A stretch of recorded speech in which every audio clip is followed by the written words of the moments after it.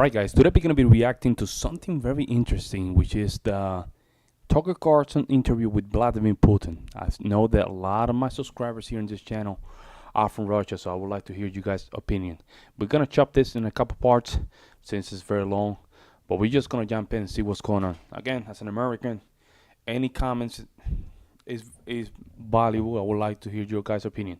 Let's jump in. Shot February 6, 2024 at about 7 p.m. in the building behind us, which is, of course, the Kremlin. The interview, as you will see if you watch it, is primarily about the war in progress, the war in Ukraine, how it started, what's happening, and most pressingly, how it might end. One note before you watch. At the beginning of the interview, we asked the most obvious question, which is, why did you do this? Did you feel a threat, an imminent physical threat? And that's your justification. And the answer we got shocked us. Putin went on for a very long time, probably half an hour, about the history of Russia going back to the 8th century. And honestly, we thought this was a filibustering technique and found it annoying and interrupted him several times. And he responded he was annoyed. He's being honest. By the interruption. But we concluded in the end, for what it's worth, that it was not a filibustering technique. There was no time limit on the interview. We ended it after more than 2 hours. Instead, what you're about to see seemed to us sincere, whether you agree with it or not. Vladimir Putin believes that Russia has a historic claim to parts of Western Ukraine. So our opinion would be to view it in that light, as a sincere expression of what he thinks. And with that, here it is. Mr. President, thank you. On February 22nd, 2022, you addressed your country in a nationwide address when the conflict in Ukraine started. And you said that you were acting because you had come to the conclusion that the United States, through NATO, might initiate a, quote, surprise attack on our country. And to American ears, that sounds paranoid. Tell us why you believe the United States might strike Russia out of the blue. Good point. How did you conclude that? It's not that America, the United States, was going to launch a surprise strike on Russia. I didn't say that. Are we having a talk show or a serious conversation? Here's the quote. Thank you. It's a formidable serious talk. Because your basic education is in history, as far as I understand. Oh. Yes. So if you don't mind, I will take only 30 seconds or 1 minute to give you a short reference to history. And I think this is when he started doing the rambling monologue. For giving you a little historical background. Please. Let's look where our relationship with Ukraine started from. Where did Ukraine come from? The Russian state started gathering itself as a centralized statehood, and it is considered to be the year of the establishment of the Russian state in 862, when the townspeople of Novgorod invited a Varangian prince, Rurik, from Scandinavia to reign. In 1862, Russia celebrated the 1000th anniversary of its statehood. And in Novgorod, there is a memorial dedicated to the 1000th anniversary of the country. In 882, Rurik's successor, Prince Oleg, who was actually playing the role of regent at Rurik's younger son, because Rurik had died by that time, came to Kiev. He ousted two brothers who apparently had once been members of Rurik's squad. So Russia began to develop with two centers of power, Kiev and Novgorod. Interesting. The next very significant date in the history of Russia was 988. This was the baptism of Russia, when Prince Vladimir, the great-grandson of Rurik, baptized Russia and adopted Orthodoxy, or Eastern Christianity. From this time, the centralized Russian state began to strengthen. Why? Because of the single territory, integrated economic ties, one and the same language, and For you guys that are just watching this interview, let me know why this background is very important. I would like to know, and I would like to hear you guys' opinion. After the baptism of Russia, the same faith and rule of the prince. The centralized Russian state began to take shape. Back in the Middle Ages, Prince Yaroslav the Wise introduced the order of succession to a throne. But after he passed away, it became complicated for various reasons. The throne was passed not directly from father to eldest son, but from the prince who had passed away to his brother, then to his sons in different lines. All this led to the fragmentation and the end of Rus as a single state. There was nothing special about it. The same was happening then in Europe.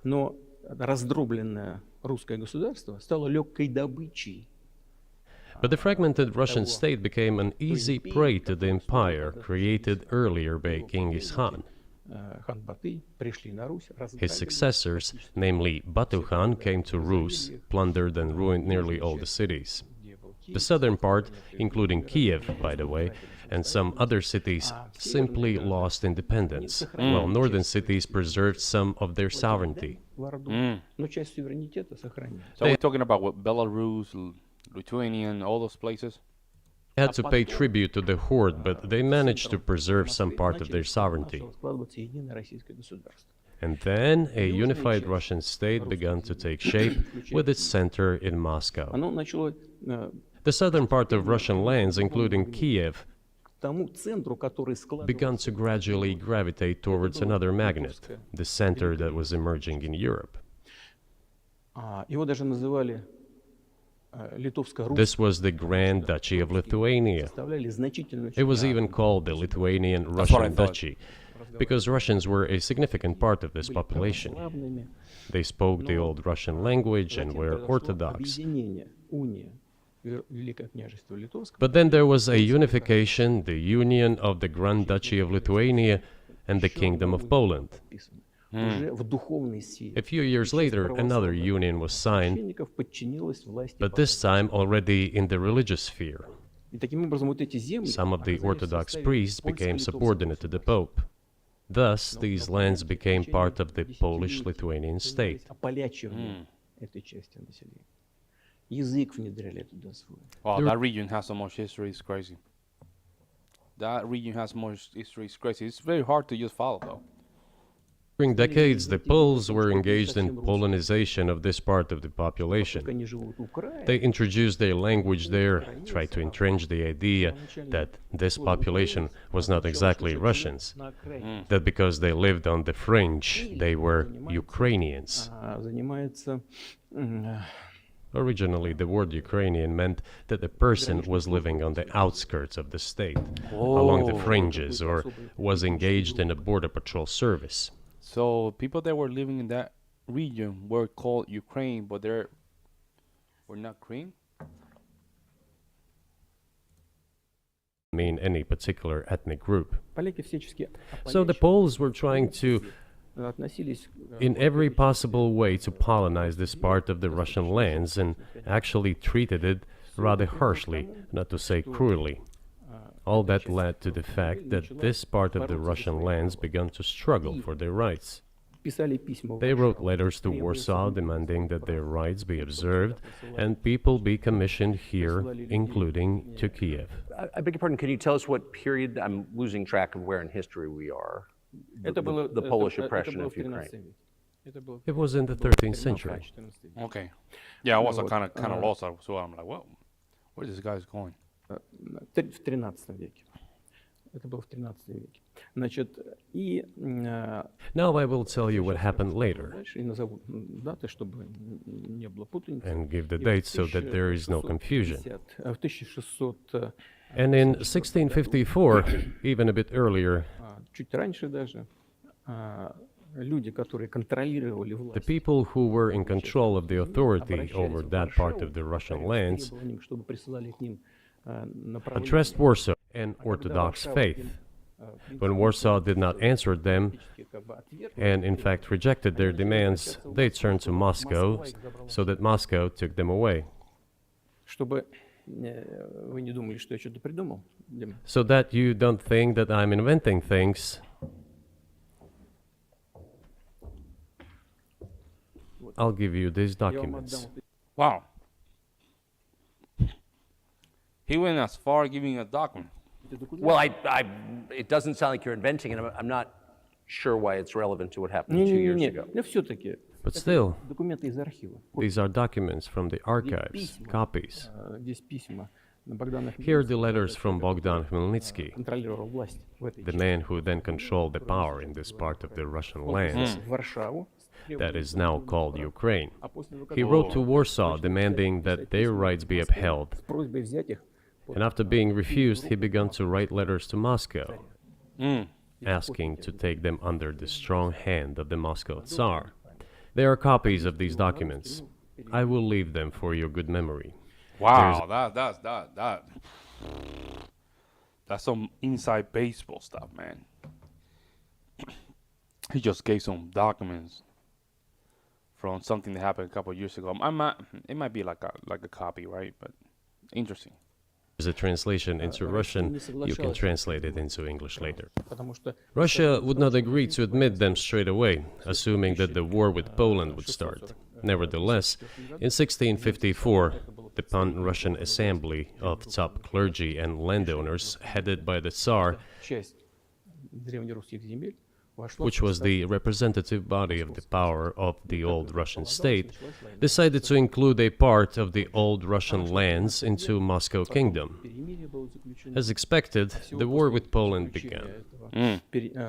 What It year we are? lasted 13 years, and then What year are we? I'm kind of lost here. What year are we? in 1654, 1654. a truce was concluded. Мир с Польшей. Вечный мир, как тогда был. And 32 years later, I think, a peace treaty with Poland, which they called Eternal Peace, was signed. Отошла к России. And these lands, the whole left bank of Dnieper, including Kiev, went to Russia. Затем во времена And the whole right bank of Dnieper remained in Poland. вернула все исторические земли. Under the rule of Catherine the Great, Russia reclaimed all of its historical lands, including in the south and west. Да, а вот This all lasted until the revolution. воспользовавшись Before World War I, украинизацией, Austrian General Staff relied on the ideas of Ukrainianization and started actively promoting the ideas of Ukrainianization. Ukrainianization. So it means like the influence in adoption of the Ukrainian culture, I guess. Ukraine and the Ukrainianization. в преддверии мировой войны, конечно, было стремление ослабить потенциал. Their motive was obvious. Было стремление Just before World War I, they wanted to weaken the potential enemy and secure themselves favorable conditions in the border area. So the idea which had emerged in Poland that people residing in that territory were allegedly not really Russians, but rather belonged to a special ethnic group, Ukrainians, started being propagated by the Austrian General Staff. которые говорили необходимо As far back as the 19th century, theorists calling for Ukrainian independence appeared. украинской независимости, говорили, All those, however, claimed that Ukraine should have a very good relationship with Russia. настаивали. Вот. They insisted on that. После революции 1917 года After the 1917 revolution, старались восстановить государственность. Развернулась гражданская the Bolsheviks sought to restore the statehood and the civil war began, including the hostilities with Poland. Польши в 1921 году, которые, по которым западная In 1921, peace with Poland was proclaimed, and under that treaty, the right bank of Dnieper River once again was given back to Poland. в 1939 There's a lot of details here that I don't know. I need to really verify a lot of these things. Clearly, this is Putin. I'm just reacting to this. Of course, a lot of these things need to be verified, folks. That this is not just gonna leave it like that. In 1939, after Poland cooperated with Hitler, кончила с Гитлером. а Польша сотрудничала. It did collaborate with Hitler, you know? Collaborate with Hitler, Poland. Hitler offered Poland peace and a treaty of friendship, В архивах есть. Предлагал с Польшей an alliance demanding in return that Poland give back to Germany the so-called Danzig corridor, which connected the bulk of Germany with East Prussia and Königsberg. основную часть Германии с Кёнигсбергом и с Восточной Пруссией. After World War I, this territory was transferred to Poland, and instead of Danzig, a city of Dansk emerged. И вместо Данцига появился. Hitler asked them to give it amicably, but they refused. Of course. Still, they collaborated with Hitler and engaged together И вместе занялись in the partitioning of Czechoslovakia. But may I ask you, you're making the case that Ukraine, certainly parts of Ukraine, eastern Ukraine, is in effect Russia, has been for hundreds of years. Why wouldn't you just take it when you became president 24 years ago? You have nuclear weapons, they don't. If it's actually your land, why did you wait so long? Ща- Да, щас I'll скажу. tell you, Я щас скажу. I'm Я coming to заканчиваю that. эту историческую справку. this briefing is coming to an end. It might be boring, but it It's not explains boring. many things. You just don't know how it's relevant. Ну, отлично, тогда мне... I don't know how's that relevant. I don't know how's that relevant, Tucker's saying. Let's see, I'm just waiting for that moment. Почему? Good. Что вы так это оценили? Good. Спасибо большое. I'm so Итак, gratified that you appreciate that. Thank you. So, before World War II, Poland collaborated with Hitler, and although it did not yield to Hitler's demands, it still participated in the partitioning of Czechoslovakia together with Hitler, as the Poles had not given the Danzig corridor to Germany and went too far, pushing Hitler to start World War II by attacking them. Why was it Poland against whom the war started on 1st September 1939? Poland turned out to be uncompromising, and Hitler had nothing to do but start implementing his plans with Poland. By the way, the USSR, I have read some archive documents, behaved very honestly. It asked Poland's permission to transit its troops through the Polish territory to help Czechoslovakia. But the then Polish foreign minister said that if the Soviet planes flew over Poland, they would be downed over the territory of Poland. But that doesn't matter. What matters is that the war began, and Poland fell prey to the policies it had. So basically, what Poland was supposed to do, just to take it? I mean, it's their country. Are they supposed to say, yes, oh, yeah, just take it? That's my point, like they're not going to take it. They're going to say, of course, no. Under the well-known Molotov-Ribbentrop Pact. Part of the territory, including western Ukraine, was to be given to Russia. Thus, Russia, which was then named the USSR, regained its historical lands. After the victory in the Great Patriotic War, as we call World War II, all those territories were ultimately enshrined as belonging to Russia, to the USSR. As for Poland, it received, apparently in compensation, the lands which had originally been German. The eastern parts of Germany, these are now western lands of Poland. Of course, Poland. That's kind of crazy, right? So the western part of Poland is German. It used to be German. Now it's Polish. That's kind of crazy. That's kind of crazy, if you ask me. That's crazy. Crazy, right? To think about it. Regained access to the Baltic Sea and Danzig, which was once again given its Polish name. So this was how this situation developed. In 1922, when the USSR was being established, the Bolsheviks started building the USSR and established the Soviet Ukraine, which had never existed before. При этом Сталин Stalin insisted that those republics be included in the USSR as входили в качестве автономных образований. autonomous entities. Основатель советского государства Ленин настоял. For some inexplicable reason, Lenin, the founder of the Soviet state, insisted that they be entitled to withdraw from the USSR. Наделил образующуюся. I think that's when I started. That really when I started. That ambiguous kind of language. You can be part of USSR, but you can just, you can withdraw from the USSR. Well. Again, for some unknown reasons, he transferred to that newly established Soviet Republic of Ukraine some of the lands together with people living there, even though those lands had never been called Ukraine, and yet they were made part of that Soviet Republic of Ukraine. Those lands included the Black Sea region, which was received under Catherine the Great, and which had no historical connection with Ukraine whatsoever. Even if we go as far back as 1654, when these lands returned to Russian Empire, that territory was the size of 3 to 4.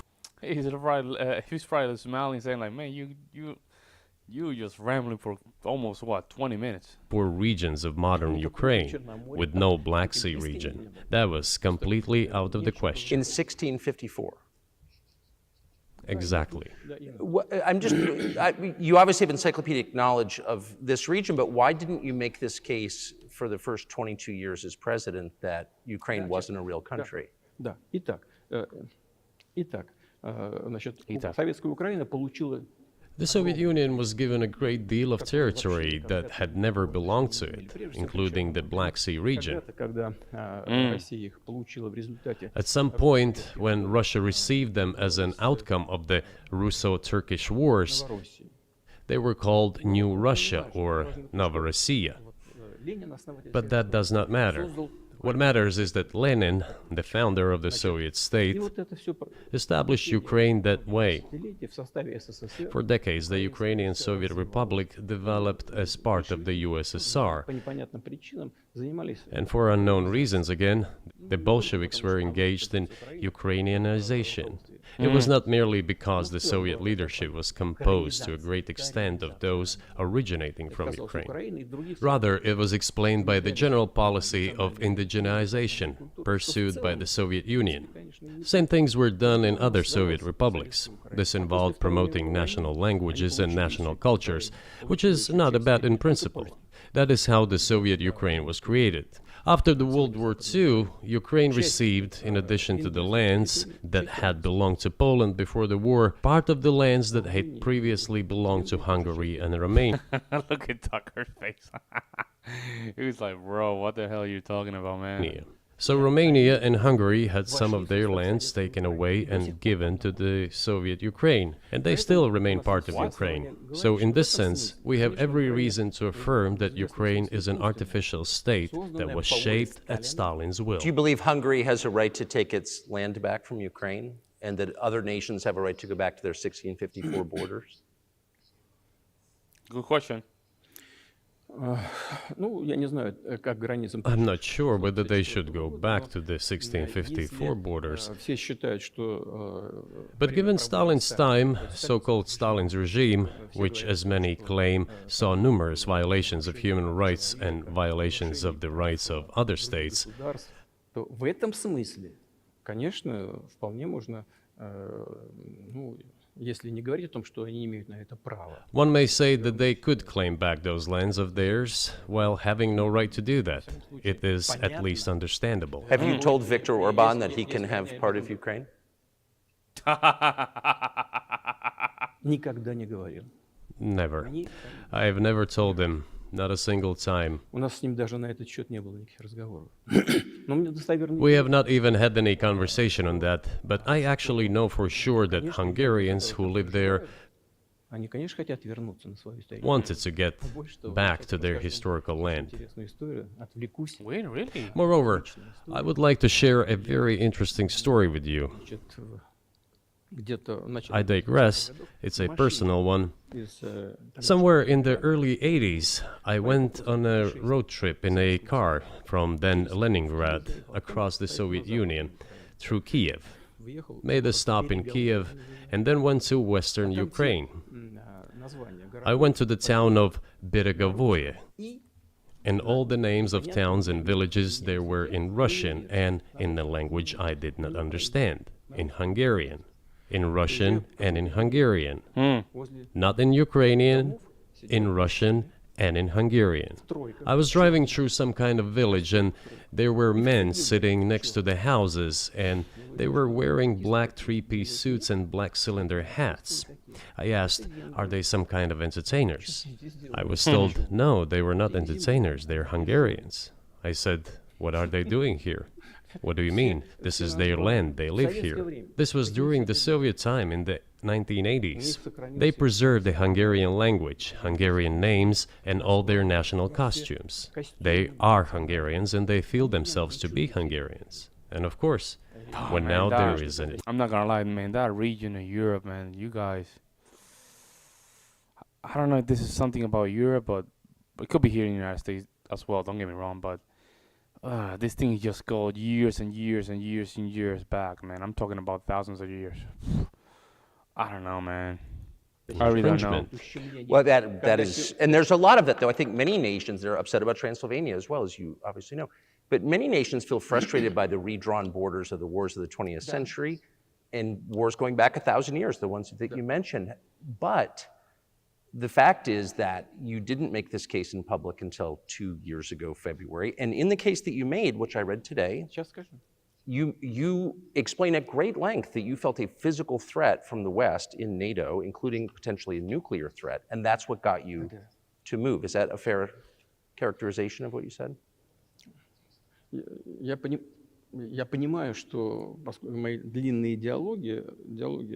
I understand that my long speeches probably fall outside of the genre of the interview. That is why I asked you at the beginning, are we going to have a serious talk or a show? You said a... Hey, come on, Putin, man. Putin, you have to answer the question, man. You cannot just tap dance around, man. You can't do that. Serious talk. So bear with me, please. We're coming to the point where the Soviet Ukraine was established. Then, in 1991, the Soviet Union collapsed. And everything that Russia had generously bestowed on Ukraine was dragged away by the latter. I'm coming to a very important point of today's agenda. Thank you. After all, the collapse of the Soviet Union was effectively initiated by the Russian leadership. I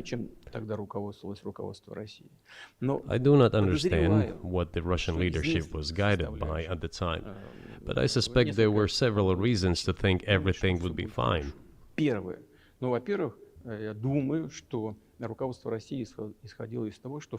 First, I think that then Russian leadership believed that the fundamentals of the relationship between Russia and Ukraine were, in fact, a common language. More than 90% of the population there spoke Russian. Okay. Family ties. Every third person there had some kind of family or friendship ties. Common culture, common history. Finally, common faith, coexistence with a single state for centuries, and deeply interconnected economies. All of these were so fundamental. All these elements together make our good relationships inevitable. The second point is a very important one. I want you, as an American citizen, and your viewers to hear about this as well. The former Russian leadership assumed that the Soviet Union had ceased to exist, and therefore there were no longer any ideological dividing lines. Russia even agreed voluntarily and proactively to the collapse of the Soviet Union, and believed that this would be understood by the so-called civilized West as an invitation for cooperation and association. That is what Russia was expecting, both from the United States and the so-called collective West as a whole. There were smart people, including in Germany. Egon. But here's the thing, though. But could it, the USSR, if they didn't collapse, would they still have a better system from what they have today? That's the question. Now, if Putin want to go back to I would say not to the USSR, but at least gather some of those countries, including Belarus. I mean, he can do so. I mean, he already have what? I would say 20% of the land from Ukraine. So the question is, what is he waiting for? What is it? I'm sorry, this is not the channel for this. I'm just reacting to this. Barr, a major politician of the Social Democratic Party, who insisted in his personal conversations with the Soviet leadership on the brink of the collapse of the Soviet Union, that a new security system should be established in Europe. Help should be given to unify Germany, but a new system should be also established to include the United States, Canada, Russia, and other Central European countries. Yes. But NATO needs not to expand. That's what he said. If NATO expands, everything would be just the same as during the Cold War, only closer to Russia's borders. That's all. He was a wise old man, but no one listened to him. In fact, he got angry once. If, he said, you don't listen to me, I'm never setting my foot in Moscow once again. Everything happened just as he had said. Well, of course, it did come true, and you've mentioned this many times. I think it's a fair point, and many in America thought that relations between Russia and the United States would be fine with the collapse of the Soviet Union and the end of the Cold War, that the opposite happened. But you've never explained why you think that happened, except to say that the West fears a strong Russia, but we have a strong China the West does not seem very afraid of. What about Russia, do you think, convinced policymakers they had to take it down? Well, they went to the war. They won the war against Germany, but they killed 17 million people, man, in that war. Maybe that's their... I'm just saying, like, that when you see the number, they're like, man, they're willing to just go all the way in. That's one thing to think about, too. Like, so all these factors had to be taken into consideration, folks. The West is afraid of strong China more than it fears a strong Russia, because Russia has 150 million people and China has 1.5 billion population, and its economy is growing by leaps and bounds, or 5% a year. It used to be even more. But that's enough for China. As Bismarck once put it, potentials are the most important. China's potential is enormous. It is the biggest economy in the world today in terms of purchasing power parity and the size of the economy. It has already overtaken the United States quite a long time ago, and it is growing at a rapid clip. Let's not talk about who is afraid of whom. Let's not reason in such terms. And let's get into the fact that after 1991, when Russia expected that it would be welcomed into the brotherly family of civilized nations, nothing like this happened. You tricked us. I don't mean you personally when I say you. Of course, I'm talking about the United States. The promise was that NATO would not expand eastward, but it happened 5 times. There were 5 waves of expansion. We tolerated all that. We were trying to persuade them. We were saying, please don't. We are as bourgeois now as you are. We are market economy and there's no communist party power. Let's negotiate. Moreover, I have also said this publicly before. There was a moment when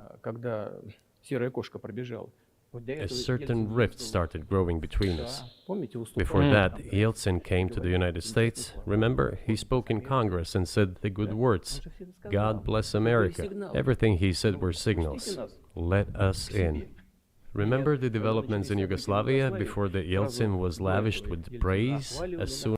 Man, that was a great opportunity to just really unify the countries, man. But the politics is crazy, folks.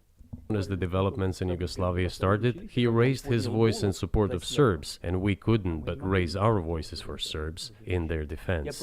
I understand that there were complex processes underway there, I do, but Russia could not help raising its voice in support of Serbs, because Serbs are also a special and close to us nation, with Orthodox culture and so on. It's a nation that has suffered so much for generations. Well, regardless, what is important is that Yeltsin expressed his support. What did the United States do? In violation of international law and the UN Charter, it started bombing Belgrade. It was the United States that let the genie out of the bottle. Moreover, when Russia protested and expressed its resentment, what was said? The UN Charter and international law have become obsolete. Now everyone invokes international law, but at that time they started saying that everything was outdated. Everything had to be changed. Indeed, some things need to be changed, as the balance of power has changed. It's true, but not in this manner. Yeltsin was immediately dragged through the mud, accused of alcoholism, of understanding nothing, of knowing nothing. He understood everything, I assure you. Well, I became president in 2000. I thought, okay, the Yugoslav issue is over, but we should try to restore relations. Let's reopen the door that Russia had tried to go through. And moreover, I said it publicly, I can't. But how? Let me know in the comment section how popular really Putin is, right? Like, how is he really that popular, man? 22 years, folks. That's a lot of years, man, to be in power. In a country like Russia, I don't know, man. Well, I mean, you guys like that stuff over there in Europe. Like, I cannot imagine a president of the United States to be that long in power. We have a problem already with a lot of congressmen and congresswomen and senators staying there for too many years. It is a problem. But having people in power for that long is just crazy, man. Reiterate. At a meeting here in the Kremlin with the outgoing President Bill Clinton, right here in the next room, I said to him, I asked him, Bill, do you think if Russia asked to join NATO, do you think it would happen? Suddenly he said, you know, it's interesting. I think so. But in the evening, when we met for dinner, he said, you know, I've talked to my team. No, it's not possible now. You can ask him. I think he will watch our interview. He'll confirm it. I wouldn't have said anything like that if it... Wow, that's crazy. So Russia asked to just to be added to the NATO, right, country. And NATO said, nope. Hadn't happened. Okay. Were you sincere? It's impossible now. Would you have joined NATO? Good question. Look, I asked the question, is it possible or not? And the answer I got was no. If I was insincere in my desire to find out what the leadership position was... But if he had said yes, would you have joined NATO? If he had said yes, the process of rapprochement would have commenced, and eventually it might have happened, if we had seen some sincere wish. Oh, okay, so he was open to just join NATO. Okay. On the other side of our partners. But it didn't happen. Well, no means no. Okay, fine. Why do you think that is? Just to get to motive, I know you're clearly bitter about it. I understand. But why do you think the West rebuffed you then? Why the hostility? Why did the end of the Cold War not fix the relationship? What motivates this from your point of view? You said I was bitter about the answer. No, it's not bitterness. It's just a statement of fact. We're not bride and groom, bitterness, resentment. It's not about those kind of matters in such circumstances. We just realized we weren't welcome there, that's all. You just let it go. Okay, fine. But let's build relations in another manner. Let's look for common ground elsewhere. Why we received such a negative response, you should ask your leaders. I can only guess why. Too big a country with its own opinion and so on. And the United States, I've seen how issues are being resolved in NATO. видел, как решают. I will give you another example now concerning Еще Ukraine. один из примеров сейчас приведу, касающийся The US leadership exerts pressure, and all NATO members obediently vote, послушно голосуют. Даже если им even чего-то if they do not like Сейчас something. я скажу, в связи, что происходило с Украиной. Now, I'll tell you what happened in this regard with Ukraine in 2008, although it's being discussed. I'm not going to open a secret to you, say Мы пытались anything new. по-разному выстроить отношения. Nevertheless, after that we tried to build relations in different ways. События For example, the events in the Middle East, in Iraq. мы We очень were building relations with the United States in a very soft, prudent, cautious manner. I repeatedly raised the issue that the United States should not support separatism or terrorism in the North That's a Caucasus. good question, man, and I don't like that, man. Like, I don't know why we do that. That's some crazy stuff, man. That's not when they mention that. The only thing I can just think about is Chuck Schumer and this guy. The McCain, not the McCain. This guy from Kentucky, the senator from Kentucky. Oh my God, the old guy that have a stroke in the middle of the giving a press conference. It's not McCain. McCarthy, I think his name is. Is it McCarthy? Let me see. What's his name is? It's not McCarthy. It's not John McCain. It's a Kentucky senator.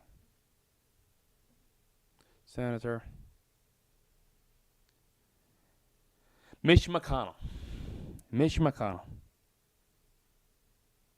Serving since 1985. God damn, bro, that's too many years. Do you see what happened? Too many years, they become corrupt. It's almost 40 years, folks. Let me see. Kentucky is currently represented in the United States Senate by Republican Mitch McConnell, serving since 1985, and Ron Paul since 2011. I don't even know how the hell he still get elected. Но все равно продолжали это делать. But they continue to do it anyway. И политическая And political поддержка, support, информационная information поддержка, support, financial финансовая support, поддержка, даже even военная military support came from the United States and its satellites for terrorist groups in the Caucasus. террористические формирования в I once raised this issue with my colleague, also the President of the United States. He says, "It's impossible. Do you have proof?" I said, "Yes." I was prepared for this conversation, and I gave him that proof. Он посмотрел. He looked at it, and you know what he said? I apologize, but that's what happened. I'll quote. He says, "Well, I'm gonna kick their ass." We waited and waited for some response. There was no reply. Я говорю директору, I said to the FSB director, "Write to the CIA, what is the result of the conversation with President?" есть разговор с президентом. He wrote once, twice, and then we got a reply. В архиве. We have the answer in the archive. ЦРУ пришел ответ. The CIA replied, Работали с "We have been working with the opposition in Russia. We believe that this is the right thing to do, and we will keep on doing it." смешно. Just ridiculous. Ну ладно, мы поняли, что Well, okay. We realized that it was out of the question. Forces in opposition to you. So you're saying the CIA is trying to overthrow your government. ну, конечно, имелось в виду в данном Of случае. course, they meant in that сепаратисты, particular террористы, case the которые separatists, воевали the terrorists who fought with us in the Они Caucasus. их называли. That's who they called the opposition. Это вот второй момент. This is Третий the момент second очень point. важный. The third moment is a very important one. Is the moment when the US missile defense system was created. Начало. The beginning. И мы долго уговаривали. We persuaded for a long time not to do it in the United States. Меня пригласили в Moreover, отец Буша after was invited by Bush Jr.'s father, Bush Sr., to visit his place on the ocean, Там состоялась очень серьезная беседа. I had a very serious conversation with President Bush and his team. Чтобы I proposed that the United States, Wow, Putin looks so different there, right? He actually look older here, much older, right? Russia, and Europe jointly create a missile defense system that, we believe, которая, как мы считаем, if created unilaterally, threatens our security, despite the fact that the United States officially said that it was being created against missile threats from Iran. That was the justification for the deployment of the missile defense system. I suggested working together, Russia, the United States, and Europe. They said it was very interesting. They asked me, "Are you serious?" I said, "Absolutely." May I ask, what year was this? Ну, я не помню. Вот, I don't remember. в интернете, когда я был. It is easy to find out on the internet when I was in the USA at the invitation of a Bush senior. It is even easier to learn from someone I'm going to tell you about. Мне сказали, это очень интересно. I was told it was very interesting. I said, just imagine if we could tackle such a global strategic security challenge together. The world would change. We'll probably have disputes, probably economic and even political ones, but we could drastically change the situation in the world. He says yes, and asks, "Are you serious?" I said, "Of course. We need to think about it," I'm told. Вот в этот кабинет. I said, "Go ahead, please." Then Secretary of Defense Gates, former director of CIA, and Secretary of State Rice came in here, in this cabinet, right here at this table. They sat on this table. Me, the foreign minister, the Russian defense minister on that side. Министр обороны. They said to me, Они мне "Yes, we have thought about it. We agree." I said, "Thank God, great, but with some exceptions." So twice you've described U.S. presidents making decisions and then being undercut by their agency heads. So it sounds That's crazy. No wonder Biden is president, man. That's crazy, right? It makes sense. It makes sense. Biden is not a well-established guy, so he's just a little puppet. And then you see these agencies just making decisions for him. It's crazy. sounds like you're describing a system that's not run by the people who were elected in your telling. именно так. That's right, Конечно, that's в right. итоге нас послали подальше. Я не буду. In the end, they just told us to get lost. I'm not going to tell you the details because I think it's incorrect. After all, it was confidential Наше предложение conversation. было отклонено. But our proposal was declined. That's a Тогда, fact. именно тогда я сказал. It was right then when I said, "Look, but then we will be forced to take countermeasures. Будем создавать такие We will удары. create such strike systems that will certainly overcome missile defense systems." Ответ был такой. The answer was, "We are not doing this against you, and you do what you want," assuming that it is not against us, not against the United States. I said, "Okay, very well." That's the way it went. And we created hypersonic systems with intercontinental range, and we continue to develop them. We are now ahead of everyone, the United States and the other countries, in terms of the development of hypersonic strike systems, and we are improving them every day. But it wasn't us. We proposed to go the other Why you're not using it in Ukraine? That's a good question. Why you're not using those missiles against Ukraine? Unless I have no idea how these supersonic missiles work. I need to just watch a couple videos to see how they work, right? That could be an option, folks. way, and we were pushed back. По поводу расширения НАТО на восток. Now, about NATO's expansion to the east. На восток. Well, we were promised no NATO to the east, not an inch to the east, as we were told. And then what? Что сказать? Ну, They said, well, it's not enshrined on paper, so we'll expand. 5 расширений. So there were 5 waves of expansion, the Baltic states, the whole of Eastern Europe, and so on. И вот теперь прихожу к главному. And now I come to the main thing. They have come to the Ukraine, ultimately.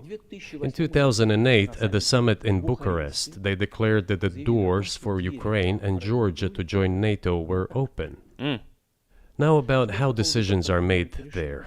Germany, France seem to be against it, as well as some other European countries.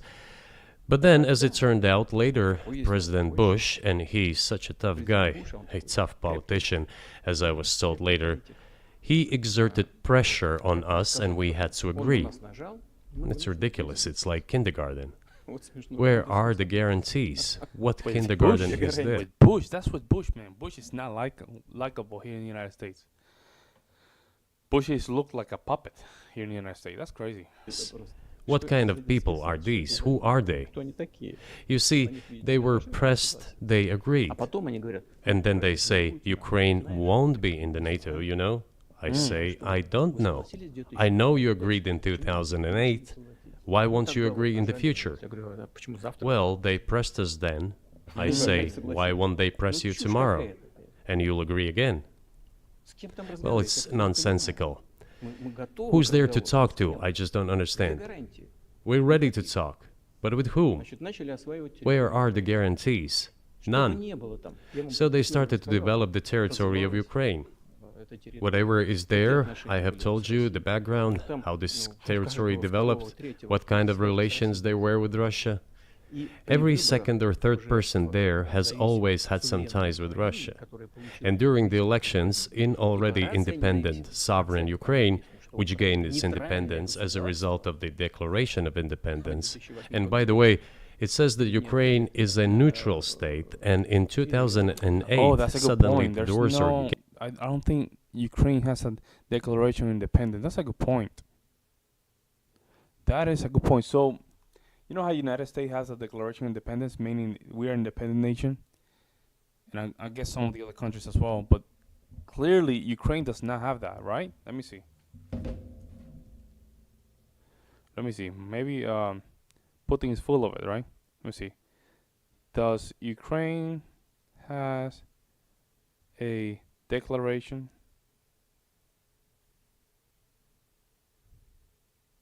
of independence? The act of declaration of independence of Ukrainian was adopted by the Supreme Soviet of the Ukrainian SSR on 24 August 1991. Was adopted. Okay. U.S., but that was the U.S., right?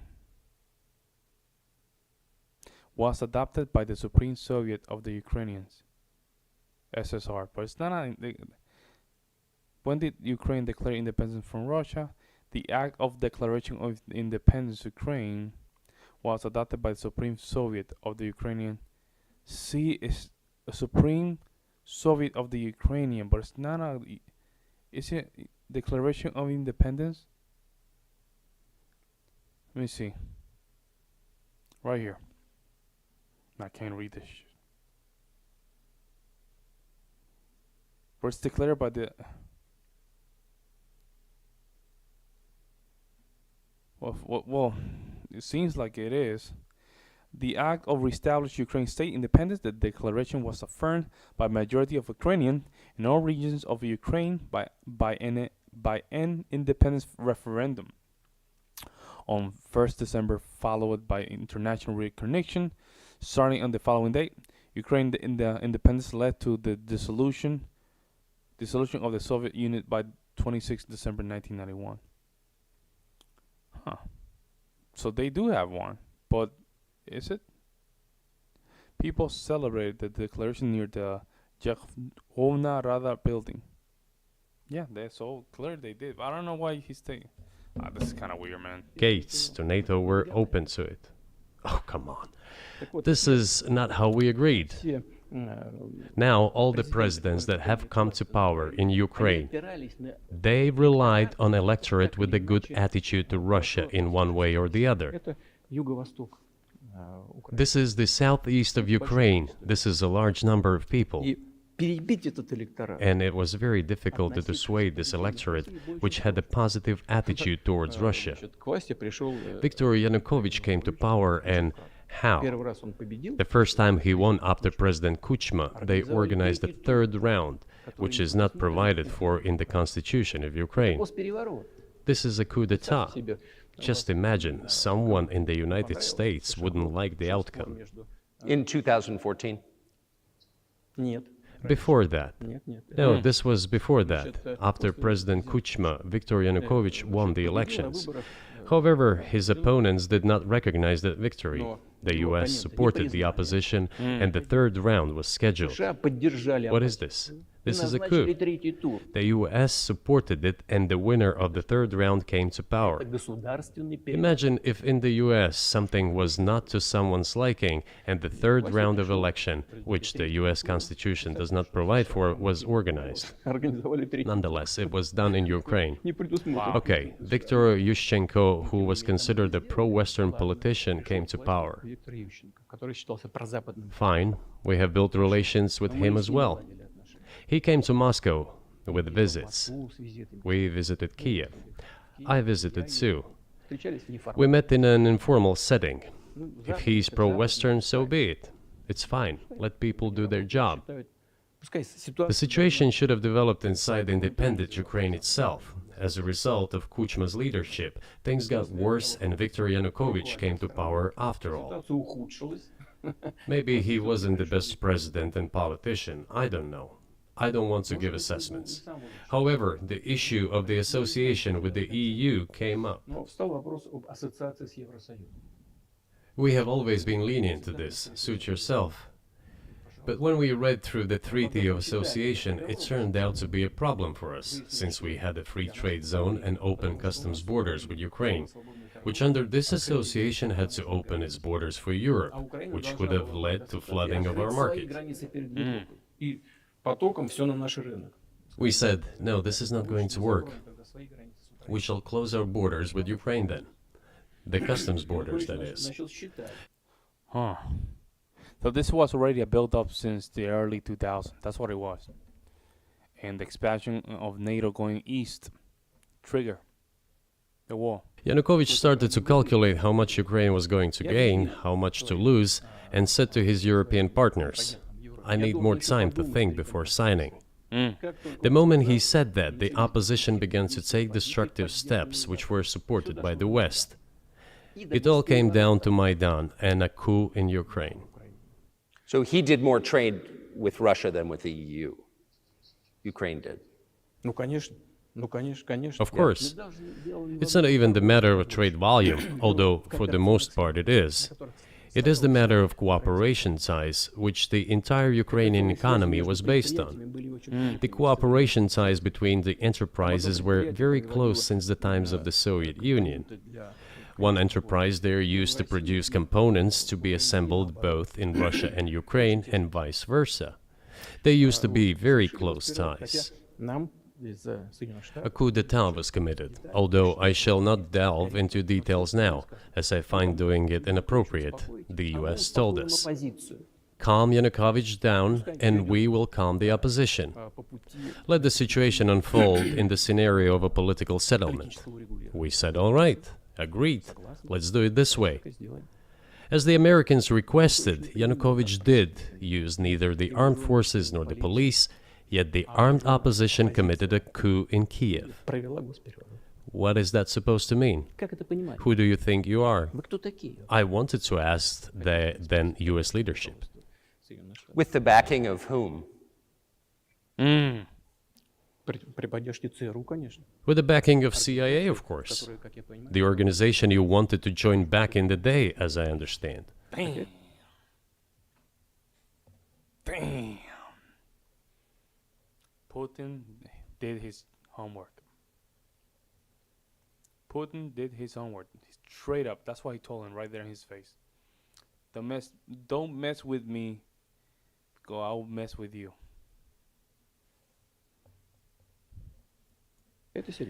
We should thank God they didn't let you in. Although, it is a serious organization. I understand. My former vis-a-vis in the sense that I served in the first main directorate, Soviet Union's intelligence service. They have always been our opponents. A job is a job. Technically, they did everything right. They achieved their goal of changing the government. However, from political standpoint, it was a colossal mistake. Surely it was political leadership's miscalculation. They should have seen what it would evolve into. So, in 2008, the doors of NATO were opened for Ukraine. In 2014, there was a coup. They started persecuting those who did not accept the coup, and it was indeed a coup. They created a threat to Crimea, which we had to take under our protection. They launched the war in Donbass in 2014 with the use of aircraft and artillery. I remember that. I remember that. That was insane. Against civilians. This is when it all started. There is a video of aircraft attacking Donetsk from above. They launched a large-scale military operation, then another one. When they failed, they started to prepare the next one. All this against the background of military development of this territory and opening of NATO's doors. И открыть двери. How could we not express concern over what was happening? Проявлять обеспокоенность. From our side, this would have been a С нашей culpable стороны это было бы negligence. преступная That's what it беспечность. would have been. Вот что это было бы такое. Просто It's just that the US political leadership pushed us to the line we could not cross, because doing so could have ruined Russia itself. потому что это разрушало саму That's Россию. funny. That war was right there in Russian doorsteps. You notice, right? When Ukrainians attacked the Donbass. So you have to understand this for multiple angles, though. You cannot just choose a side on this thing.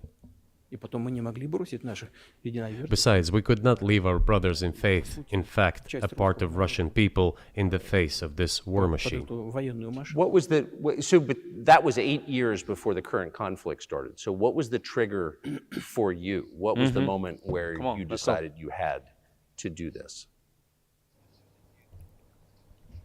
Ну, спровоцировал конфликт изначально. Initially, it was the coup in Ukraine that provoked the conflict. Кстати говоря, By the way, back then the representatives of 3 European countries, Germany, Poland, and France, были arrived. гарантами They were the guarantors of the signed agreement between the government of Yanukovych and the opposition. подписи свои. They signed it as guarantors. Несмотря на это, оппозиция. Despite that, the opposition committed a coup, and all these countries pretended that they didn't remember that they were guarantors of the peaceful settlement. Wow. Никто не вспоминает They just threw it in the stove right away, and nobody recalls that. этот договор между. I don't know if the US know anything about the agreement between the opposition and the authorities.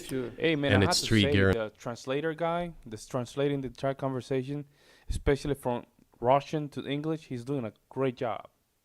He's doing a great job. He, even though he does have an accent, it's so clear. It's clear and easy to follow. Amazing.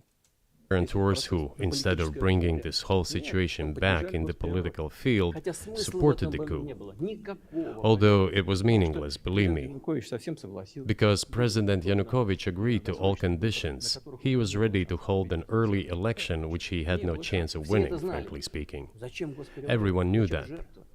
Then why the coup? Why the victims? Why threatening Crimea? Зачем Why началась launching an operation in операция Donbass? на Донбассе? This I do not understand. Вот в That этом is exactly what the miscalculation is. реализация. CIA did its job to complete the coup.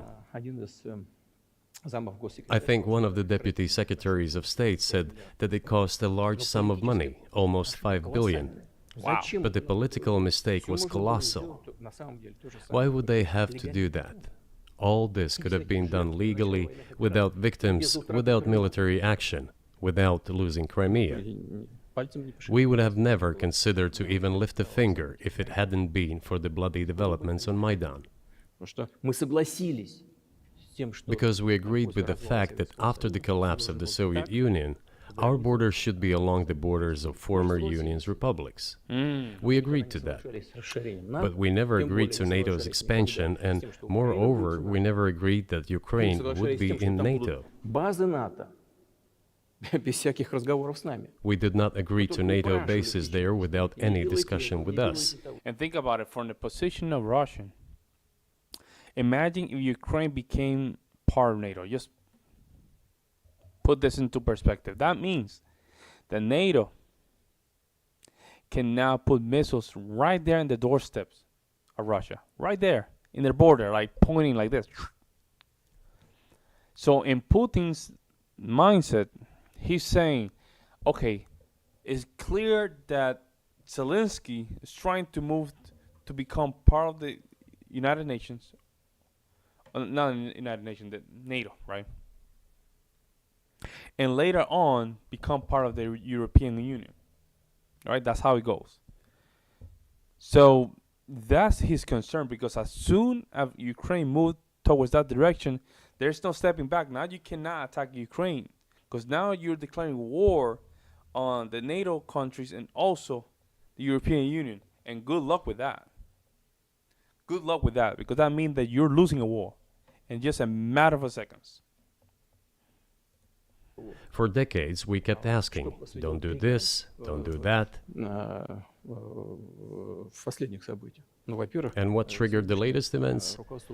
Firstly, the current Ukrainian leadership declared that it would not implement the Minsk agreements, which had been signed, as you know, after the events of 2014 in Minsk, where the plan of peaceful settlement in Donbass was set forth. But no, the current Ukrainian leadership, foreign minister, all other officials, and then president himself said that they don't like anything about the Minsk agreements. In other words, they were not going to implement it. Прямо сказали, что подписывали. A year or a year and a half ago, former leaders of Germany and France said openly to the whole world Это соглашение Минска. that they indeed signed the Minsk agreements, but they never intended to implement them. They simply led us by the nose. Was there anyone for you to talk to? Did you call a U.S. President, Secretary of State, and say, if you keep militarizing Ukraine with NATO forces, this is going to be we're going to act? Мы постоянно об этом говорили. Мы постоянно об этом говорили. Мы обращались We talked about this all the time. We addressed the United States and European countries' leadership to stop these developments immediately, to implement the Minsk agreements. Frankly speaking, I didn't know how we were going to do this, but I was ready to implement them. These agreements were complicated for Ukraine. They included lots of elements of those Donbass territories' independence. That's true. However, I was absolutely confident, and I'm saying this to you now. I honestly believe that if we managed to convince the residents of Donbass, and we had to work hard to convince them to return to the Ukrainian statehood, then gradually the wounds would start to heal. When this part of territory reintegrated itself into common social environment, when the pensions and social benefits were paid again, all the pieces would gradually fall into place.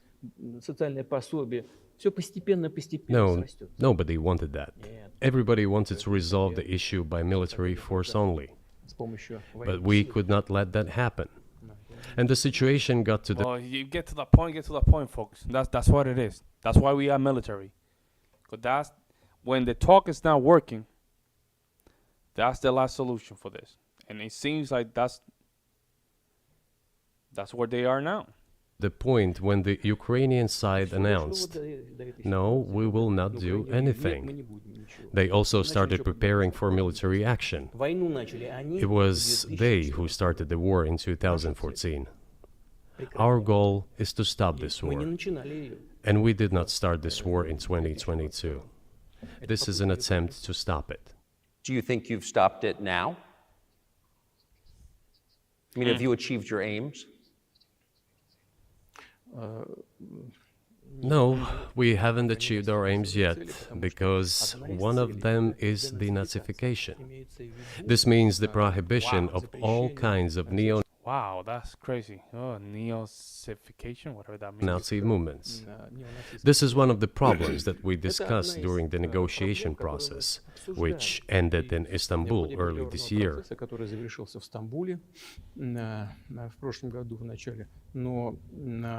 And it was not our initiative, because we were told by the Europeans, in particular, that it was necessary to create conditions for the final signing of the documents. My counterparts in France and Germany said, how can you imagine them signing a treaty with a gun to their heads? The troops should be pulled back from Kiev. I said, all right. We withdrew the troops from Kiev. As soon as we pulled back our troops from Kiev, our Ukrainian negotiators immediately threw all our agreements reached in Istanbul into the bin and got prepared for a long-standing armed confrontation with the help of the United States and its satellites in Europe. Wow. That is how the situation has developed. Crazy, huh? And that is how it looks now. But what is, pardon my ignorance, what is denazification? What would that mean? What is... Да, вот я как раз хочу сейчас об этом сказать. Это очень важный вопрос. Денацификация. That is what I want to talk about right now. It is a very important issue. denazification. искать, как говорят некоторые аналитики. After gaining independence, Ukraine began to search, as some Western analysts say, Как its поставить identity. во главу угла этой идентичности на And it came up with nothing better than to build this identity upon some false heroes who collaborated with героев, Hitler. которые сотрудничали с Гитлером. Я уже говорил, что I have already said that in the early 19th century, when the theorists of independence and sovereignty of Ukraine appeared, they assumed that an independent Ukraine should have very good relations with Russia. но в силу исторического развития But due to the historical development, those territories were part of the Polish-Lithuanian Commonwealth, Poland, where Ukrainians were persecuted and treated quite brutally, as well as were subject to cruel behavior. идентичность и вели себя очень жестоко, это все осталось в памяти. There were also attempts to destroy their identity. Когда началась Вторая мировая война, часть этой All this remained in the memory of the people. When World War II broke out, part of this extremely nationalist elite collaborated with Hitler, believing that he would bring them freedom. она начала сотрудничать с Гитлером, полагая, что The German troops, even the SS troops, made Hitler's collaborators do the dirtiest work of exterminating the Polish and Jewish population. Hence this brutal massacre of the Polish and Jewish population, as well as the Russian population too. коллаборационистам, которые с Гитлером сотрудничали. Вот отсюда вот эта жестокая резня. This was led by the persons who are well known, Bandera, Shukevich. It was those people who were made national heroes. That is the problem. And we are constantly told that nationalism and neo-Nazism exist in other countries as well. Yes, they are seedlings, but we uproot them. And other countries fight against them. Национализм But Ukraine is not the case. These people have been made into national heroes in Ukraine. Monuments to those people have been erected. They are displayed on flags. Their names are shouted by crowds that walk with torches, as it was in Nazi Germany. они на флагах, они их имена кричат. These were people who exterminated Poles, Jews, and Russians. Это люди, которые уничтожали поляков, евреев и русских. Надо It is necessary to stop this practice and prevent the dissemination of this concept. Yeah, but that's a strong word. This denazification, like meaning like you wanna just exterminate the Nazi ideology. That's what it means, folks. There's nothing else. How do you do that? It's just an ideology. It's like exterminating the communists. Can't exterminate the communists. It's still an ideology. Somebody or somewhere is gonna take the ideology. Even let's say you exterminate 100%. That means, folks, that still somebody's gonna read about it somewhere, you know, and all of a sudden you're gonna have that ideology coming back, and actually can come back kind of strong because of the suppression of the ideology. It's like putting water inside a pot, a boiling pot. It's gonna break. You know, like crazy. I say that Ukrainians are part of the one Russian people. They say, no, we are a separate people. Okay, fine. If they consider themselves a separate people, they have the right to do so, but not on the basis of Nazism, the Nazi ideology. Would you be satisfied with the territory that you have now? Dang, that's a good question. Нет, сейчас закончим. Вы же задали вопрос по неонацизму и денацификации. I will finish answering the question. You just asked a question about neo-Nazism and denazification. Замалчивается на Западе. Look, the president of Ukraine visited Canada. The story is well known, but being silenced in the Western countries. Спикер парламента. The Canadian Parliament introduced a man who, as the Speaker of the Parliament said, fought against the Russians during the World War II. Well, who fought against the Russians during the World War II? Выяснилось, что это Hitler and his accomplices. он лично. It turned out that this man served in the SS troops. He personally killed Russians, Poles, and Jews. Они занимались The SS troops consisted of Ukrainian nationalists who did this dirty work. The president of Ukraine stood up with the entire parliament of Canada and applauded this man. How can this be imagined? The president of Ukraine himself, by the way, is a Jew by... What? So the Canadian Parliament invited this guy. This guy was there, and then all of a sudden they just praise him for just fighting Russian soldiers in World War II. That is, yeah, that means you flip it. Yeah, who was the one fighting against the Russian? Was, Germans, huh? by nationality. Really, my question is, what do you do about it? I mean, Hitler's been dead for 80 years. Nazi Germany no longer exists. And so, true. And so, I think what you're saying is you want to extinguish or at least control Ukrainian nationalism. But how? How do you do that? Вот послушайте меня. Ваш вопрос очень тонкий. Listen to me. Your question is very subtle, and I can tell you what I think. Do not take offense. Of course. Он, казалось бы, тонкий, он очень противный, этот вопрос. This question appears to be subtle. It is quite pesky. Значит, You say Hitler has been dead for so many years, 80 years. But his example lives on. People who exterminated Jews, Russians, and Poles are alive. And the president, the current president of today's Ukraine, applauds him in the Canadian Parliament, gives a standing ovation. Can we say that we have completely uprooted this ideology if what we see is happening today? That is what denazification is in our understanding.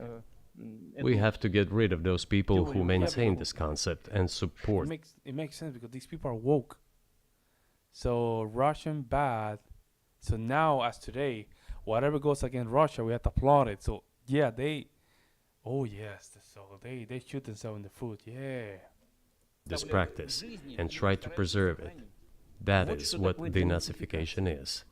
That is what we mean. Right. My question was a little more specific. It was, of course, not a defense of Nazis, neo or otherwise. It was a practical question. You don't control the entire country. You don't control Kiev. You don't seem like you want to.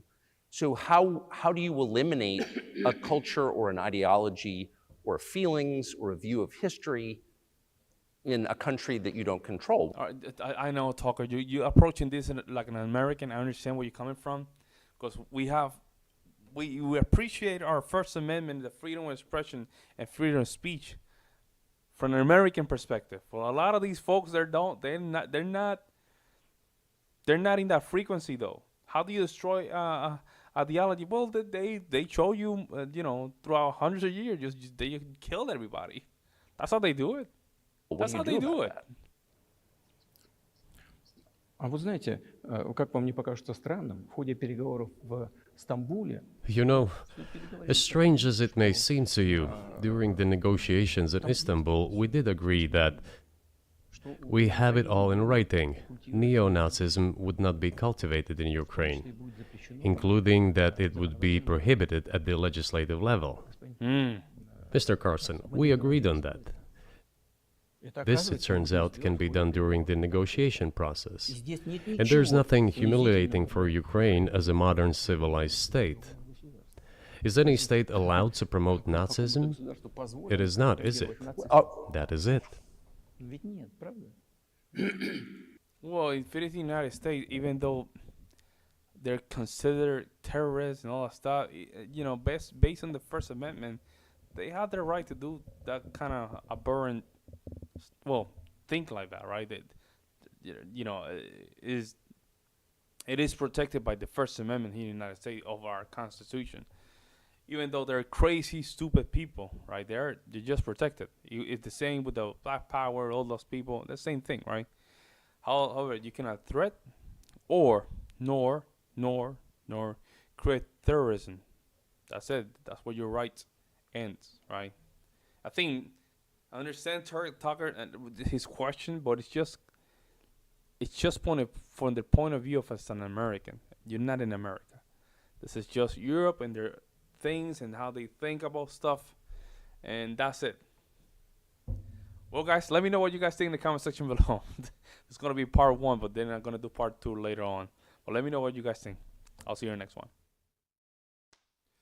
All right, guys. Today we're gonna be continue reacting to the second part of this great interview. I've been learning a lot. A lot of you guys have, clearly just put some of your opinions in the last video. Thank you so much for your opinion. We're gonna keep reacting to this second part. It's an hour.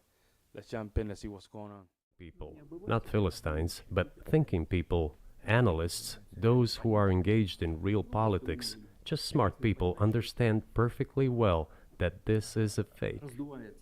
They're trying to fuel the Russian threat. The threat I think you're referring to is a Russian invasion of Poland, Latvia, expansionist behavior.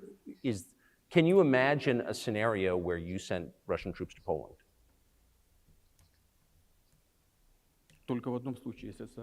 Only in one case, if Poland attacks Russia. Why?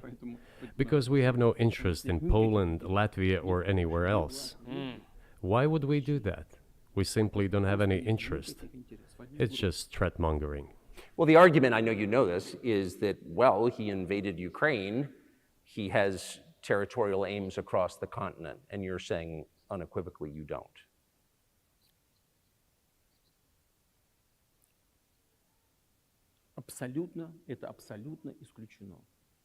It is absolutely out of the question.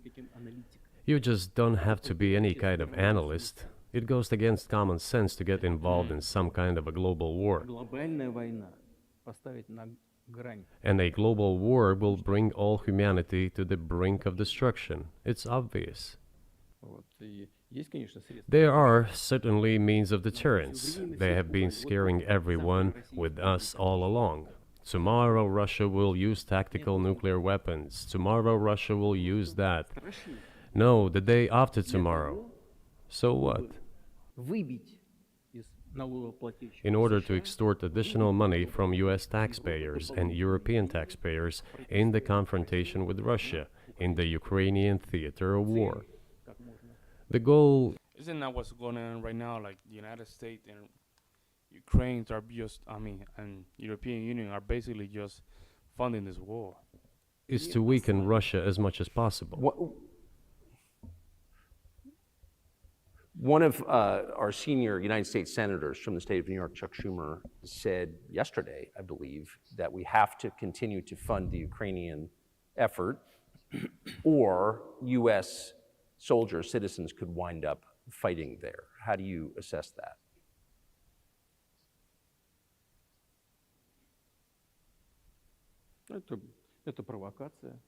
This is a provocation, and a cheap provocation at that.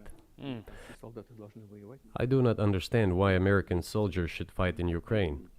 There are mercenaries from the United States there. The bigger number of mercenaries comes from Poland, with mercenaries from the United States in second place, and mercenaries from Georgia in third place. Interesting. Well, if somebody has the desire to send regular troops, that would certainly bring humanity to the brink of very serious global conflict. This is obvious. Do the United States need this? What for? Thousands of miles away from your national territory. Don't you have anything better to do? You have issues on the border, issues with migration, issues with the national debt, more than $33 trillion. You have nothing better to do, so you should fight in Ukraine? Wouldn't it be better to negotiate with Russia? Make an agreement, already understanding the situation that is developing today, realizing that Russia will fight for its interests to the end? Yeah, it's like... And realizing this... Isn't that obvious, man? Like the way we're handling business here in the United States just... Oh, man, it's just disgraceful. The thing is that you have a fashion here in the United States that they just really want the country to just go down the hill, man. Actually return to common sense, start respecting our country and its interests, and look for certain solutions. It seems to me that this is much smarter and more rational. Who blew up Nord Stream? Oh. You for sure. I was busy that day. Nate, do you have I did not blow up Nord Stream. Thank you, though. У вас лично, может быть, есть алиби, у вас лично. You personally may have an alibi, but the CIA has no such alibi.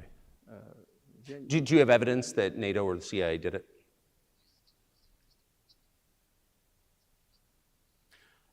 Знаете, You know, I won't get into details, but people always say in such cases, look for someone who is interested. But in this case, we should not only look for someone who is interested, but also for someone who has capabilities. Because there may be many people interested, but not all of them are capable of sinking to the bottom of the Baltic Sea and carrying out this explosion. These two components should be connected. Who is interested and who is capable of doing it? But I'm confused. I mean, that's the biggest act of industrial terrorism ever, and it's the largest emission of CO2 in history. Okay, so if you had evidence, and presumably given your security services, your intel services, you would, that NATO, the US, CIA, the West, did this, why wouldn't you present it and win a propaganda victory?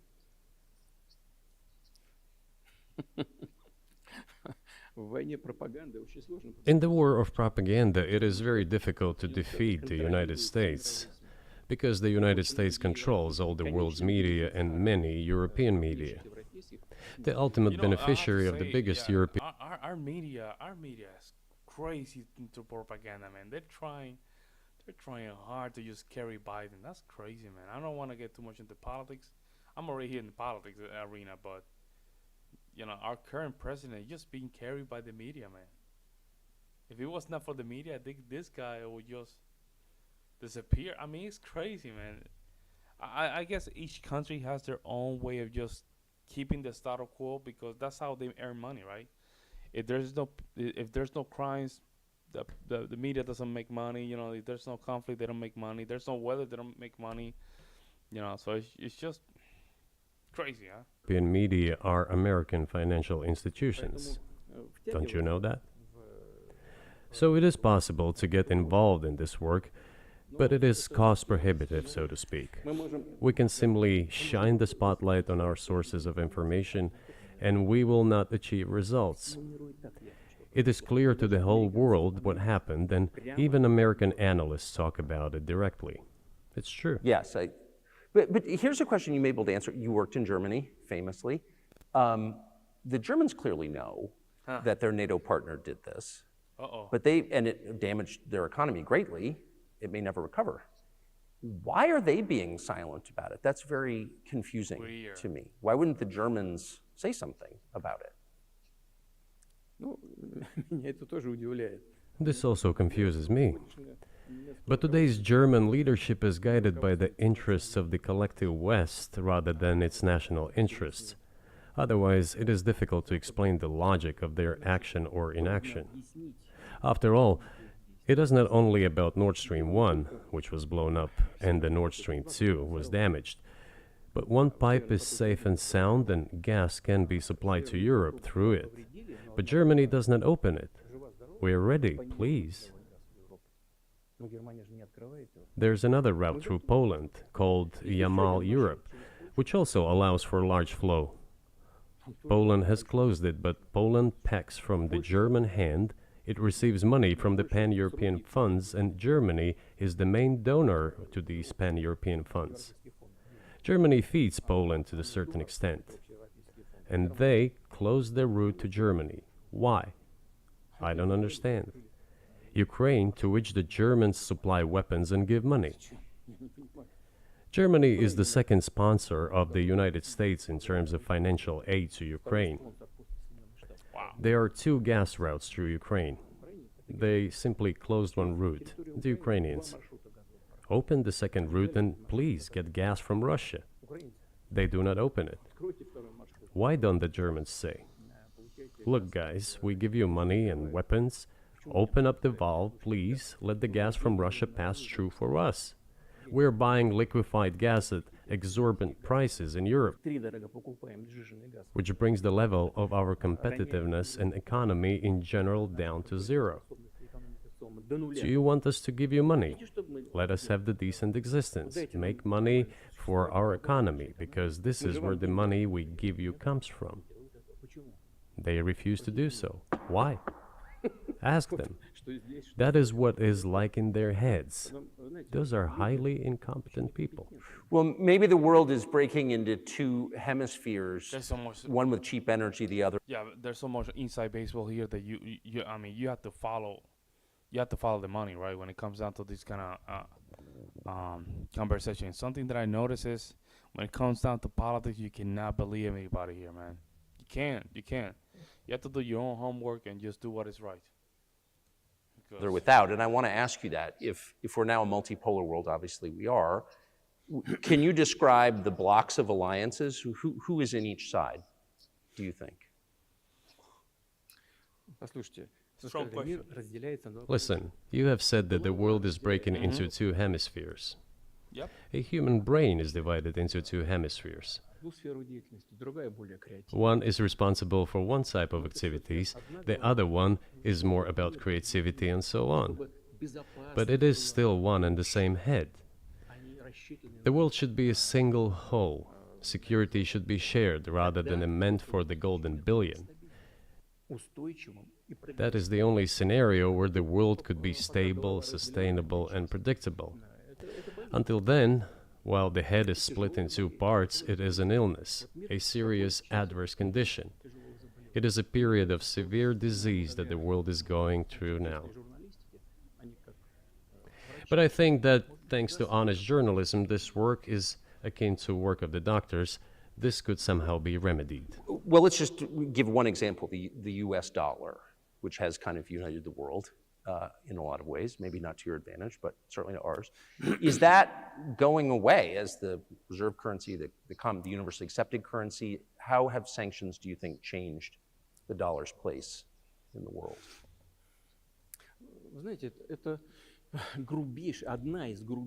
You know, to use the dollar as a tool of foreign policy struggle is one of the biggest strategic mistakes made by the US political leadership.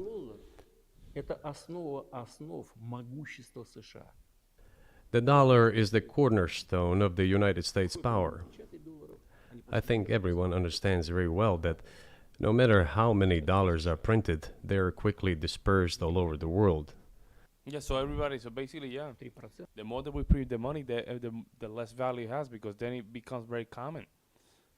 Like, man, we just printing so much money. That's crazy, man. It just irritates me. Like, people don't understand like a basic economy, man. The more you print something, the less value it has, right? It's not the same having one piece of diamond that the same diamond 100 times. It loses the value.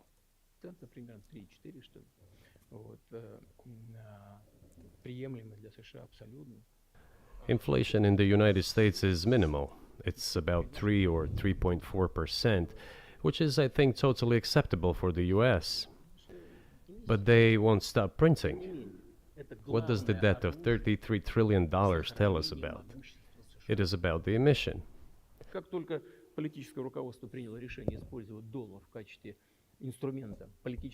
Nevertheless, it is the main weapon used by the United States to preserve its power across the world. As soon as the political leadership decided to use the US dollar as a tool of political struggle, a blow was dealt to this American power. I would not like to use any strong language, but it is a stupid thing to do and a grave mistake.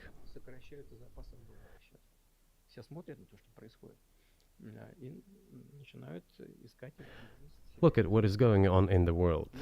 Even the United States allies are now downsizing their dollar reserves. Seeing this, everyone starts looking for ways to protect themselves. But the fact that the United States applies restrictive measures to certain countries, such as placing restrictions on transactions, freezing assets, etc., causes grave concern and sends a signal to the whole world. What did we have here? Until 2022, about 80% of Russian foreign trade transactions were made in US dollars and euros. Yeah, there you go. US dollars accounted for approximately 50% of our transactions with third countries. Well, currently it is down to 13%. It wasn't us who banned the use of the US dollar. США приняли решение ограничить наши расчеты в долларах. We had no such intention. It was decision of the United States to restrict our transactions in US dollars. I think it is complete foolishness from the point of view of the interests of the United Yeah, petty. A lot of politicians that we have are petty, man. Petty. I'm just thinking about Chuck Schumer, Mitch McConnell. Oh my God, man. Our entire system, man, is crazy. States itself and its taxpayers, as it damages the US economy, undermines the power of the United States across the world. By the way, our transactions in yuan accounted for about 3%. Сейчас 34%. Today, 34% of our transactions are made in rubles and about as much, a little over 34% in yuan. Зачем Соединенные Штаты это сделали? Why did the United States do this? My only guess is self-conceit. They probably thought it would lead to full collapse, but nothing collapsed. Moreover, other countries, including oil producers, are thinking of and already accepting payments for oil in yuan. Do you even realize what is going on or not? Ну вы понимаете, что это такое происходит? Does anyone in the United States realize Понимает this? это в тех же Соединенных Штатах? What are you doing? You are cutting yourself Сами off. себе All обрезаете. experts say this. То, что всегда... Ask any intelligent and thinking person in the United States. Yeah, I'm gonna be honest here. There's sometimes Putin goes way too much into some ramble stuff here that I'm like, okay, bro, just calm down. What the dollar means for the US. But You're killing it with your own hands. I think that's I think that's a fair assessment. The question is what comes next, and maybe you trade one colonial power for another, much less sentimental and forgiving colonial power. I mean, is the BRICS, for example, in danger of being completely dominated by the Chinese economy in a way that's not good for their sovereignty? Do you worry about that? Эти страшилки нам... Well, we have heard those boogeyman stories before. It is a boogeyman story. We're neighbors with China. You cannot choose neighbors just as you cannot choose close relatives. We share a border of 1,000 kilometers with them. This is number one. Second, we have a centuries-long history of coexistence. We're used to it. Third, China's foreign policy philosophy is not aggressive. Its idea is to always look for compromise, and we can see that. The next point is as follows. We are always told the same boogeyman story, and here it goes again, through an euphemistic form, but it is still the same boogeyman story. The cooperation with China keeps increasing. The Same boogeyman, huh? pace at which China's cooperation with Europe is growing is higher and greater than that of the growth of Chinese-Russian cooperation. Ask Europeans, aren't they afraid? They might be, I don't know. But they are still trying to access China's market at all costs, especially now that they are facing economic problems. Chinese businesses are also exploring the European market. Do Chinese businesses have small presence in the United States? Yes, the political decisions are such that they are trying to limit their cooperation with China. It is to your own detriment, Mr. Tucker, that you are limiting cooperation with China. You are hurting yourself. It is a delicate matter, and there are no silver bullet solutions, just... I have to disagree with him. Chinese products here in the United States are bad, man. I don't want nothing to do with China. I'm just being honest. China's products here in the United States are bad. Everything breaks. Not good. Not good. Their products are not good. And we have a lot of Chinese products here in the United States. And I can tell you, folks, I don't like the products here. And a lot of states are eliminating a lot of products from China. First of all, because it is very cheap. That's true. But their products are so bad that it will not even last you a month. Right? And we might have to take a hit when it comes down to that kind of decision, right? Because if we want to have a better outcome for us American, we have to rethink a lot of stuff. as it is with the dollar. So, before introducing any illegitimate sanctions, illegitimate in terms of the Charter of the United Nations, one should think very carefully. For decision makers, this appears to be a problem. So you said a moment ago that the world would be a lot better if it weren't broken into competing alliances, if there was cooperation globally. One of the reasons you don't have that is because the current American administration is dead set against you. Do you think if there were a new administration after Joe Biden that you would be able to reestablish communication with the U.S. government? Or does it not matter who the president is? Сейчас скажу, но чтобы закончить предыдущий вопрос. I will tell you, but let me finish the previous thought. We, together with my colleague and friend, President Xi Jinping, set a goal to reach $200 billion of mutual trade with China this year. We have exceeded this level. According to our figures, our bilateral trade with China totals already $230 billion, and the Chinese statistics says it is $240 billion. One more important thing. Our trade is well balanced, mutually complementary in high-tech, energy, scientific research and development. It is very balanced. As for BRICS, where Russia took over the presidency this year, the BRICS countries are, by and large, developing very rapidly. Look, if memory serves me right, back in 1992, the share of the G7 countries in the world economy amounted to 47%, whereas in 2022 it was down to, I think, a little over 30%. Wow, it went down.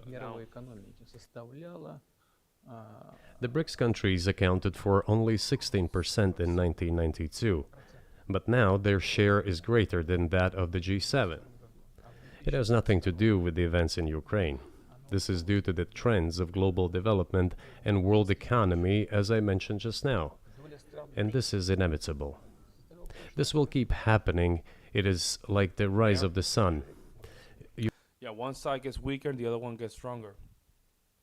I would like everything to be, kind of the same, very stable, but, this is how nations compete. You cannot prevent the sun from rising. You have to adapt to it. How do the United States adapt? With the help of force, sanctions, pressure, bombings, and use of armed forces. This is about self-conceit. Your political establishment does not understand that the world is changing under objective circumstances. And in order to preserve your level, even if someone aspires, to the level of dominance, you have to make the right decisions in a competent and timely manner. Such brutal actions, including with regard to Russia and, say, other countries, are counterproductive. This is an obvious fact. It has already become evident. You just asked me if another leader comes and changes something. It is not about the leader. It is not about the personality of a particular person. I had a very good relationship with, say, Bush. I know that in the United States, he was portrayed as some kind of a country boy who does not understand much. I assure you... No, we don't like him. I don't like him. He's just a warmonger. Like to just send our kids, are meant to just fight wars that are not even existing. That's why we don't like him. That this is not the case. I think he made a lot of mistakes with regard to Russia too. I told you about 2008 and the decision in Bucharest to open the NATO's doors for Ukraine and so on. That happened during his presidency. He actually exercised pressure on the Europeans. But in general, on a personal human level, I had a very good relationship with him. Interesting. He was no worse than any other American or Russian or European politician. I assure you, he understood what he was doing as well as others. I had such personal relationship with Trump as well. It is not about the personality of the leader. It is about the elite's mindset. If the idea of domination at any cost, based also on forceful actions, dominates the American society, nothing will change. It will only get worse.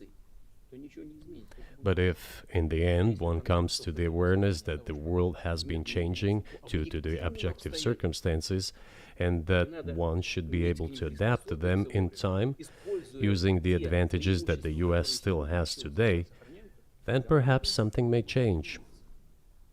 Well, change to what? Look, China's economy has become... Change to what? That's the question. Change to what, to who, and to where? Because the United States has to play for their side too. Like, we cannot just keep playing for people's sides.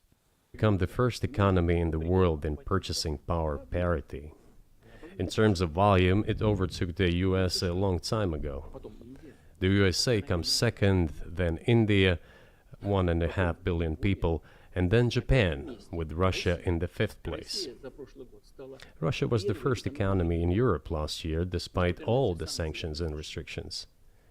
Is it normal from your point of view? Sanctions, restrictions, impossibility of payments in dollars, being cut off from SWIFT services, sanctions against our ships carrying oil, sanctions against airplanes, sanctions in everything, everywhere. The largest number of sanctions in the world which are applied against Russia. And we have become Europe's first economy during this time. The tools that US uses don't work. Well, one has to think about what to do. If this realization comes to the ruling elites, then yes, then the first person of the state will act in anticipation of what the voters and the people who make decisions at various levels expect from this person. Then maybe something will change. But you're describing two different systems. You say the leader acts in the interest of the voters, but you also say these decisions are not made by the leader, they're made by the ruling classes. You've run this country for so long, you've known all these American presidents. What are those power centers in the United States, do you think? Like, who actually makes the decisions? Good question.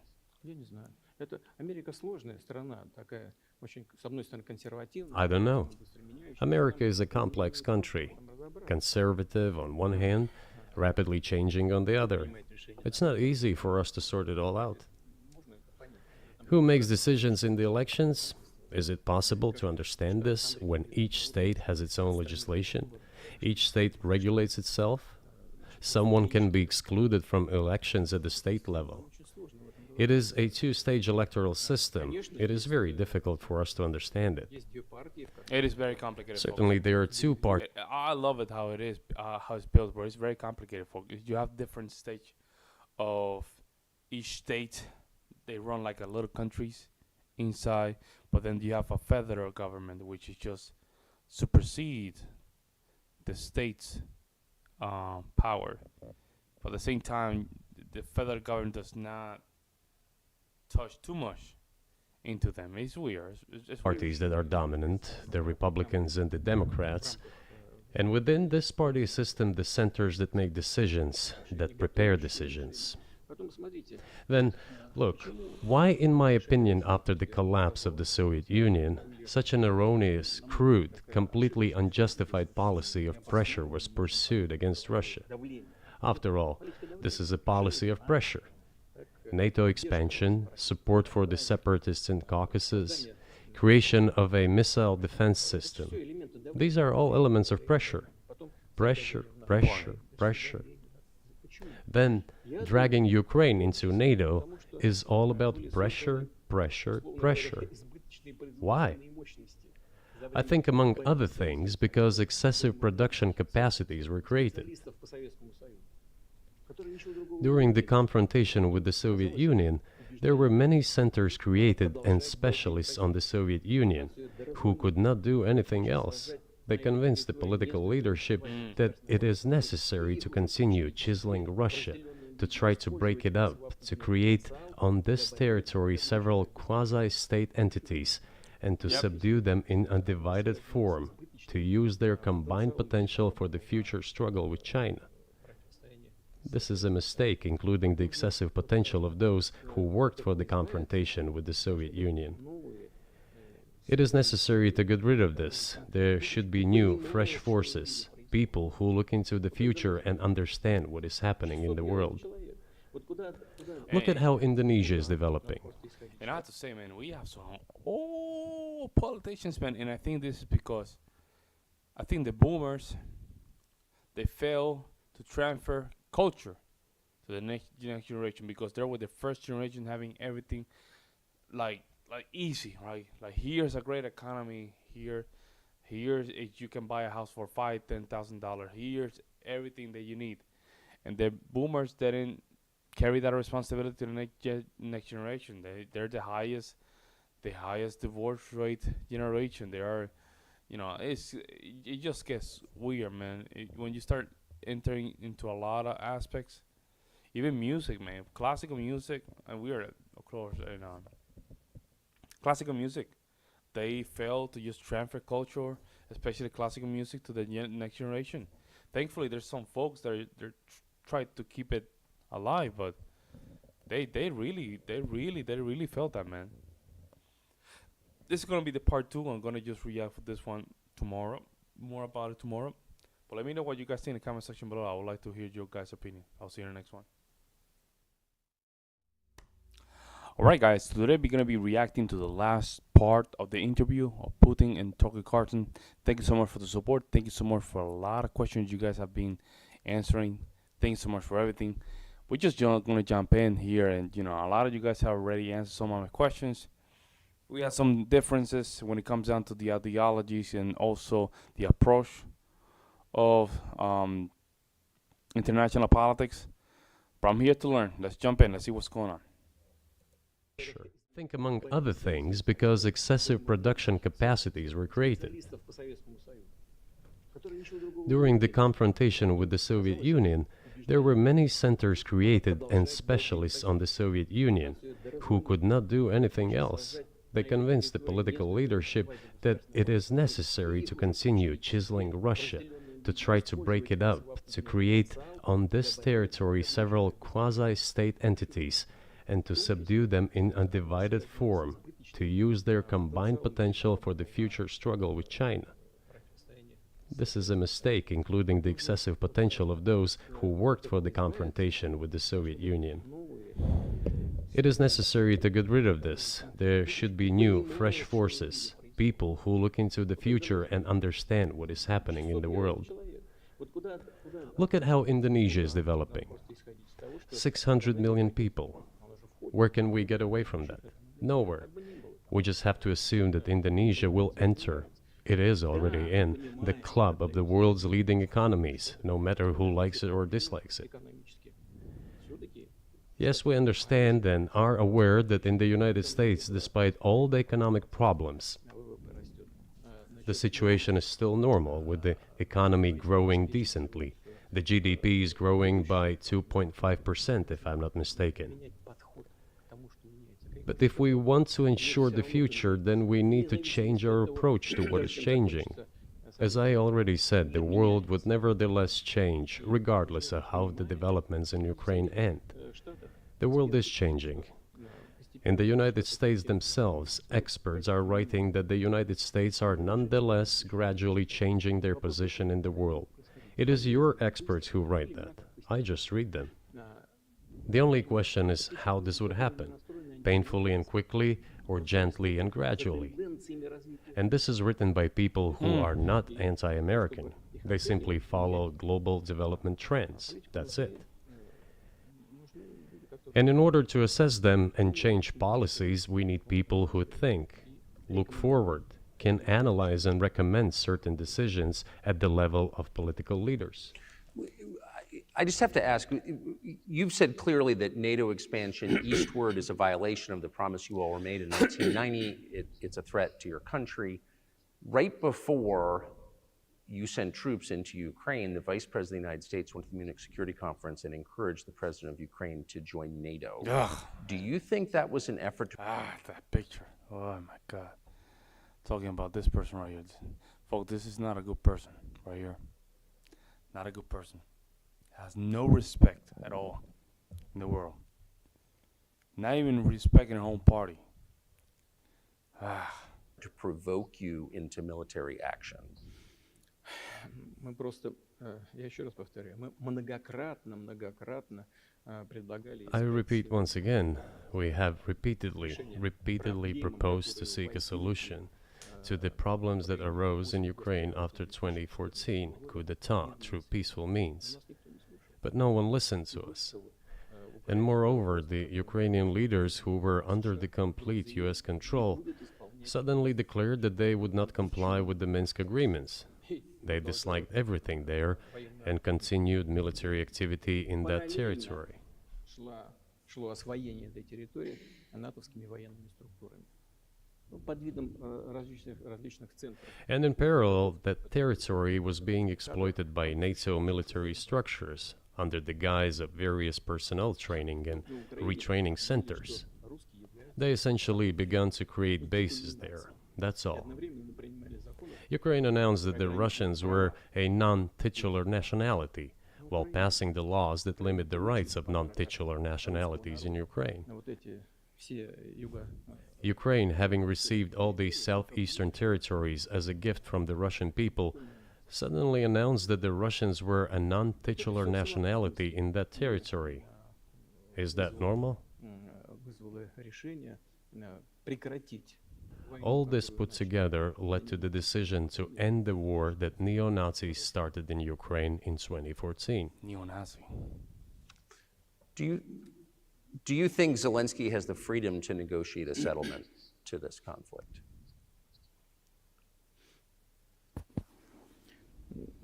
I don't know the details. Of course, it's difficult for me to judge. But I believe he has, in any case, he used to have. His father fought against the fascists, Nazis, during World War II.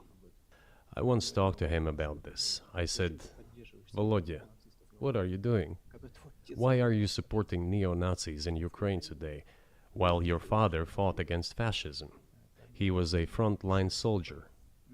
I will not tell you what he answered. This is a separate topic, and I think it's incorrect for me to do so. But as to the freedom of choice, why not? He came to power on the expectations of Ukrainian people that he would lead Ukraine to peace. He talked about this.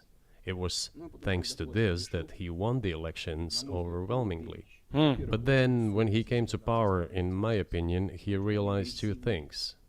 Firstly, it is better not to clash with neo-Nazis and nationalists, because they are aggressive and very active. You can expect anything from them.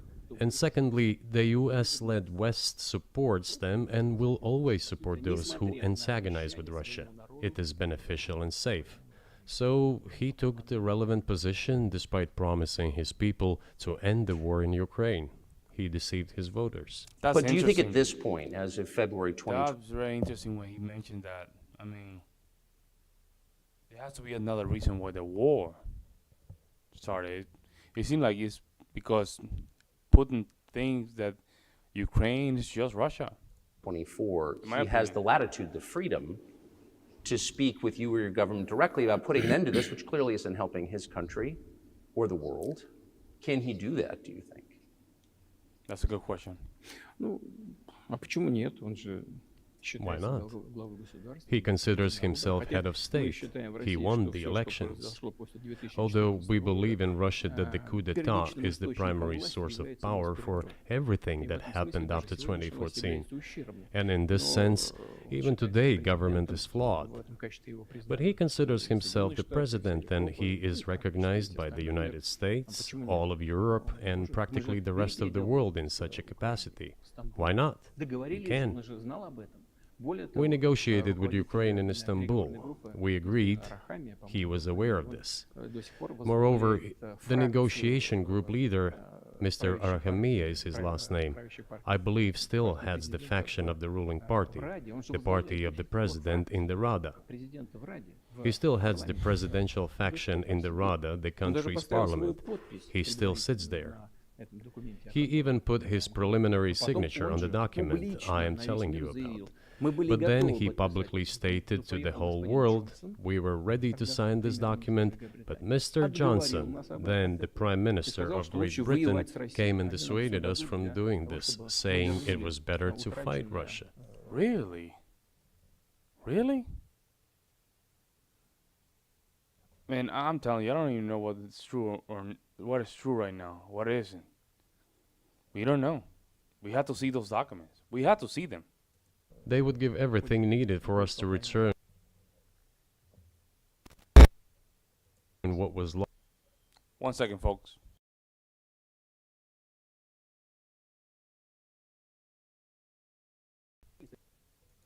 And we agreed with this proposal.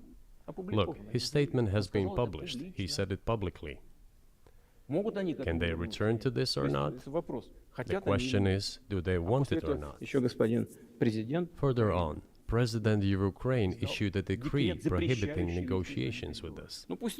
Let him cancel that decree, and that's it.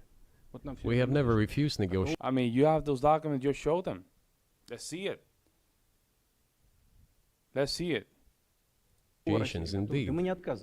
We hear all the time, is Russia ready? Yes, we have not refused. It was them who publicly refused. Well, let him cancel his decree and enter into negotiations. We have never refused. And the fact that they obeyed the demand or persuasion of Mr. Johnson, the former Prime Minister of Great Britain, seems ridiculous and very sad to me. Because, as Mr. Arakamiya put it, we could have stopped those hostilities with war a year and a half ago already. But the British persuaded us and we refused this. Where is Mr. Johnson now? And the war continues. That's a good question. Where do you think he is and why did he do that?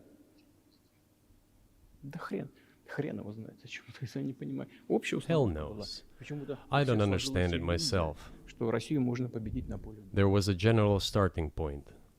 For some reason, everyone had the illusion that Russia could be defeated on the battlefield. Because of arrogance, because of a pure heart, but not because of a great mind. You've described the connection between Russia and Ukraine. You've described Russia itself a couple of times as orthodox. That's central to your understanding of Russia. Yeah, but that's the thing. He sees it as the same. Ukraine is just the same. You said you're Orthodox. What does that mean for you? You're a Christian leader by your own description. So what effect does that have on you?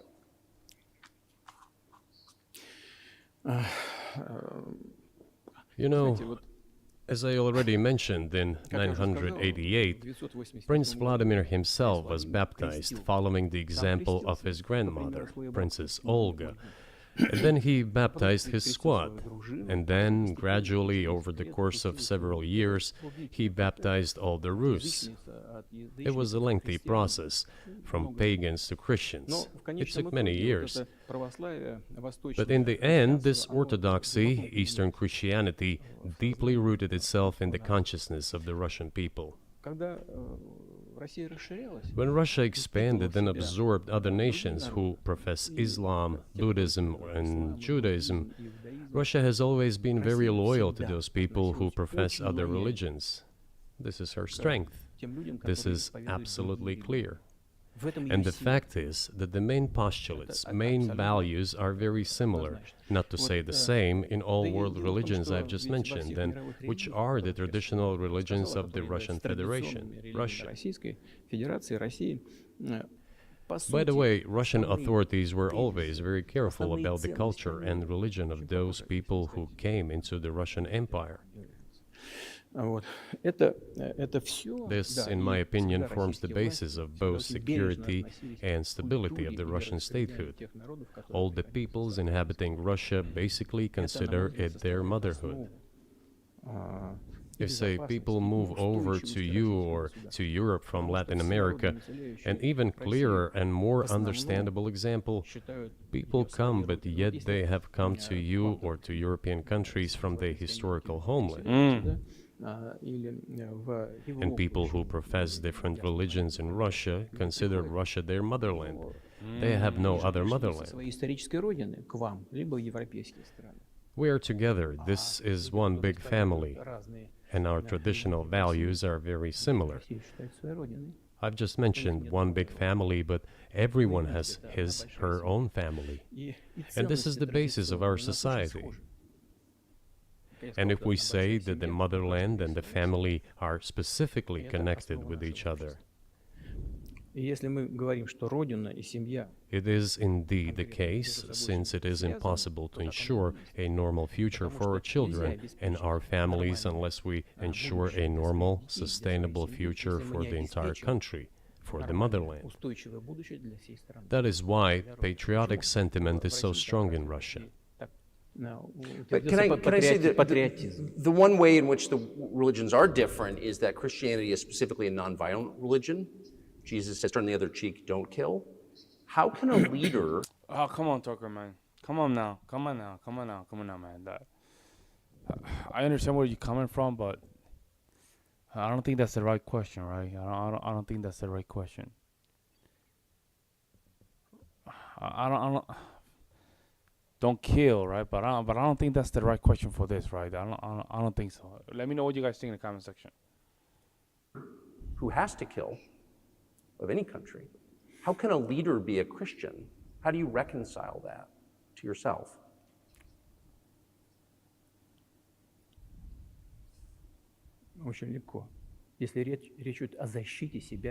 It is very easy when it comes to protecting oneself and one's family, one's homeland. We won't attack anyone. When did the developments in Ukraine start? Since the coup d'etat and the hostilities in Donbass began, that's when they started. And we're protecting our people, ourselves, our homeland, and our future. As for religion in general,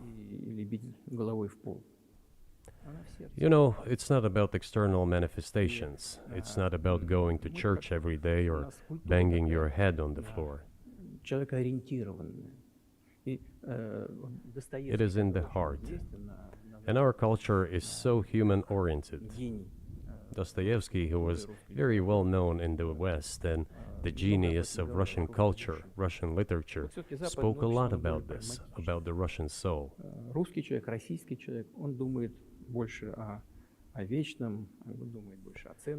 After all, Western society is more pragmatic. Russian people think more about the eternal, about moral values. I don't know, maybe you won't agree with me, but Western culture is more pragmatic after all. Pragmatic. What does that mean, pragmatic? It's more pragmatic. Huh. What do you guys think when he say pragmatic? Let me know in the comment section. I'm not saying this is bad. It makes it possible for today's golden billion to achieve good success in production, even in science and so on. There's nothing wrong with that. I'm just saying that we kind of look the same, but our minds So are do you built a see little the different. supernatural at work as you look out across what's happening in the world now? Do you see God at work? Do you ever think to yourself, these are forces that are not human?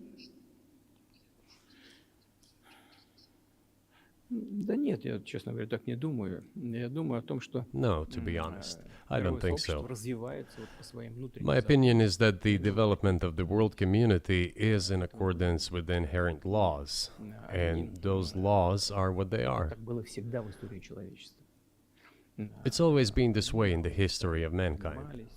Some nations and countries rose, became stronger and more numerous, and then left the international stage, losing the status they had accustomed to. There's probably no need for me to give examples, but we could start with the Genghis Khan and horde conquerors, the Golden Horde, and then end with the Roman Empire. It seems that there has never been anything like the Roman Empire in the history of mankind. Nevertheless, the potential of the barbarians gradually grew, as did their population. In general, the barbarians were getting stronger and begun to develop economically, as we would say today. This eventually led to the collapse of the Roman Empire and the regime imposed by the Romans. However, it took 5 centuries for the Roman Empire to fall apart. The difference with what is happening now is that all the processes of change are happening at a much faster pace than in Roman times. So when does the AI empire start, do you think?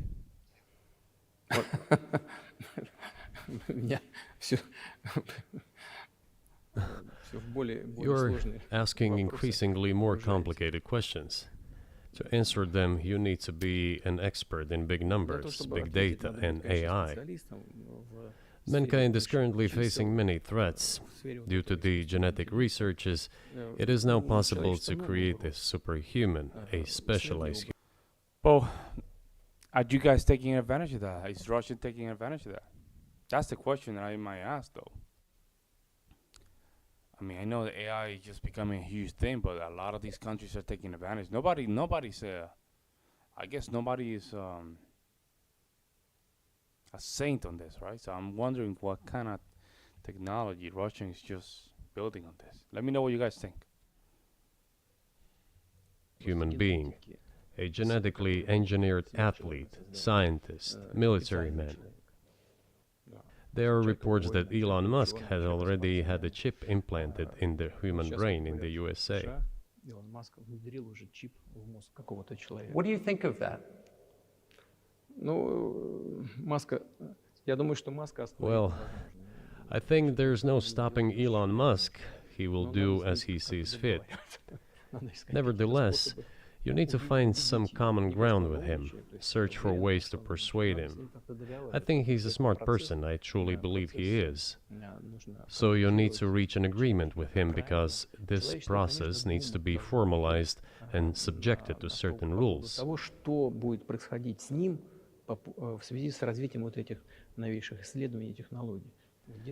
Humanity has to consider what is going to happen due to the newest development in genetics or in AI. One can make an approximate prediction of what will happen.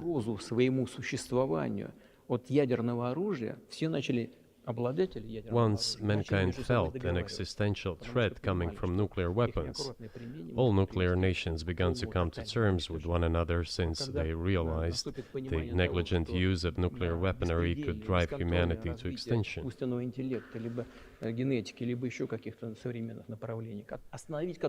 It is impossible to stop research in genetics or AI today, just as it was impossible to stop the use of gunpowder back in the day. But as soon as we realize that the threat comes from unbridled and uncontrolled development of AI, or genetics, or any other field, the time will come to reach an international agreement on how to regulate these things. I appreciate all the time you've given us. I just got to ask you one last question, and that's about someone who's very famous in the United States, probably not here, Evan Gershkovich, who's the Wall Street Journal reporter. He's 32, and he's been in prison for almost a year. This is a huge story in the United States, and I just want to ask you directly. Wow, Tucker's going to do this. Okay. Let's see what he does. Let's see. He has balls of steel, man, to do this. Without getting into the details of it or your version of what happened, if as a sign of your decency, you would be willing to release him to us and we'll bring him back to the United States. No way, bro. He ain't gonna do that. Мы столько сделали жестов доброй воли, что, мне кажется, мы исчерпали все линии. We have done so many gestures of goodwill out of decency that I think we have run out of them. Ни разу не ответил. Но we have never seen anyone reciprocate to us in a similar manner. However, in theory, we can say that we do not rule out that we can do that. того, что мы можем это if our сделать partners при take reciprocal steps. встречном движении со стороны наших When I talk about the partners, I first of all refer to special services. представителей специальных служб. Special services are in contact with one another. They are talking about the matter in question. На то, чтобы не решить это. There is no taboo to settle this Мы issue. готовы ее решать. We are willing to solve Там it. есть определенные условия, которые But there are certain terms being discussed via special services channels. No way. каналом между спецслужбами. It's not releasing him. He's not releasing him because he has leverage. That's how he gets leverage. He's a smart politician, man. I'm telling you. He's not that stupid. He's not that stupid, folks. I believe an agreement can be reached. So typically, I mean, this stuff has happened for obviously centuries. One country catches another spy within its borders, it trades it for one of its own intel guys in another country. I think what makes, and it's not my business, but what makes this different is the guy's obviously not a spy, he's a kid. And maybe he was breaking your law in some way, but he's not a super spy, and everybody knows that. And he's being held hostage in exchange, which is true. With respect, it's true, and everyone knows it's true. So maybe he's in a different category. Maybe it's not fair to ask for somebody else in exchange for letting him out. Maybe it degrades Russia to do that. Вы знаете, можно как угодно говорить, что такое шпион, что не шпион. You know, you can give different interpretations to what constitutes a spy, but there are certain things provided by law. If a person gets secret information and does that in a conspiratorial manner, then this is qualified as espionage. And that is exactly what he was doing. He was receiving classified, confidential information, and he did it covertly. Maybe he did that out of carelessness or his own initiative.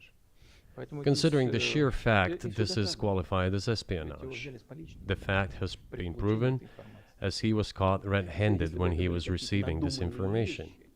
If it had been some far-fetched excuse, some fabrication, something not proven, it would have been a different story then. But he was caught red-handed when he was secretly getting confidential information. What is it then? But are you suggesting that he was working for the US government or NATO, or he was just a reporter who was given... Well, he doesn't know. That's the point, Kurt Tucker. He doesn't know. That's why he's telling you that. He doesn't know. You know that, Tucker. You know him, Tucker. He's probably a nice guy. But this is Russia, They just do things differently over there. Material he wasn't supposed to have. Those seem like very different things. Я не знаю, на кого он работал. I don't know who he was working for, but I would like to reiterate that getting classified information in secret is called espionage, and he was working for the US Special Services, some other agencies. I don't think he was working for Monaco, as Monaco is hardly interested in getting that information. It is up to special services to come to an agreement. Some groundwork has been laid. There are people who, in our view, are not connected with special services. Let me tell you a story about a person serving a sentence in an allied country of the US. That person, due to patriotic sentiments, eliminated a bandit in one of the European capitals. During the events in the Caucasus, do you know what he was doing? I don't want to say that, but I will do it anyway. He was laying our soldiers, taken prisoner, on the road and then drove his car over their heads. Damn. What kind of person is that? Can he even be called human? But there was a patriot who eliminated him in one of the European capitals.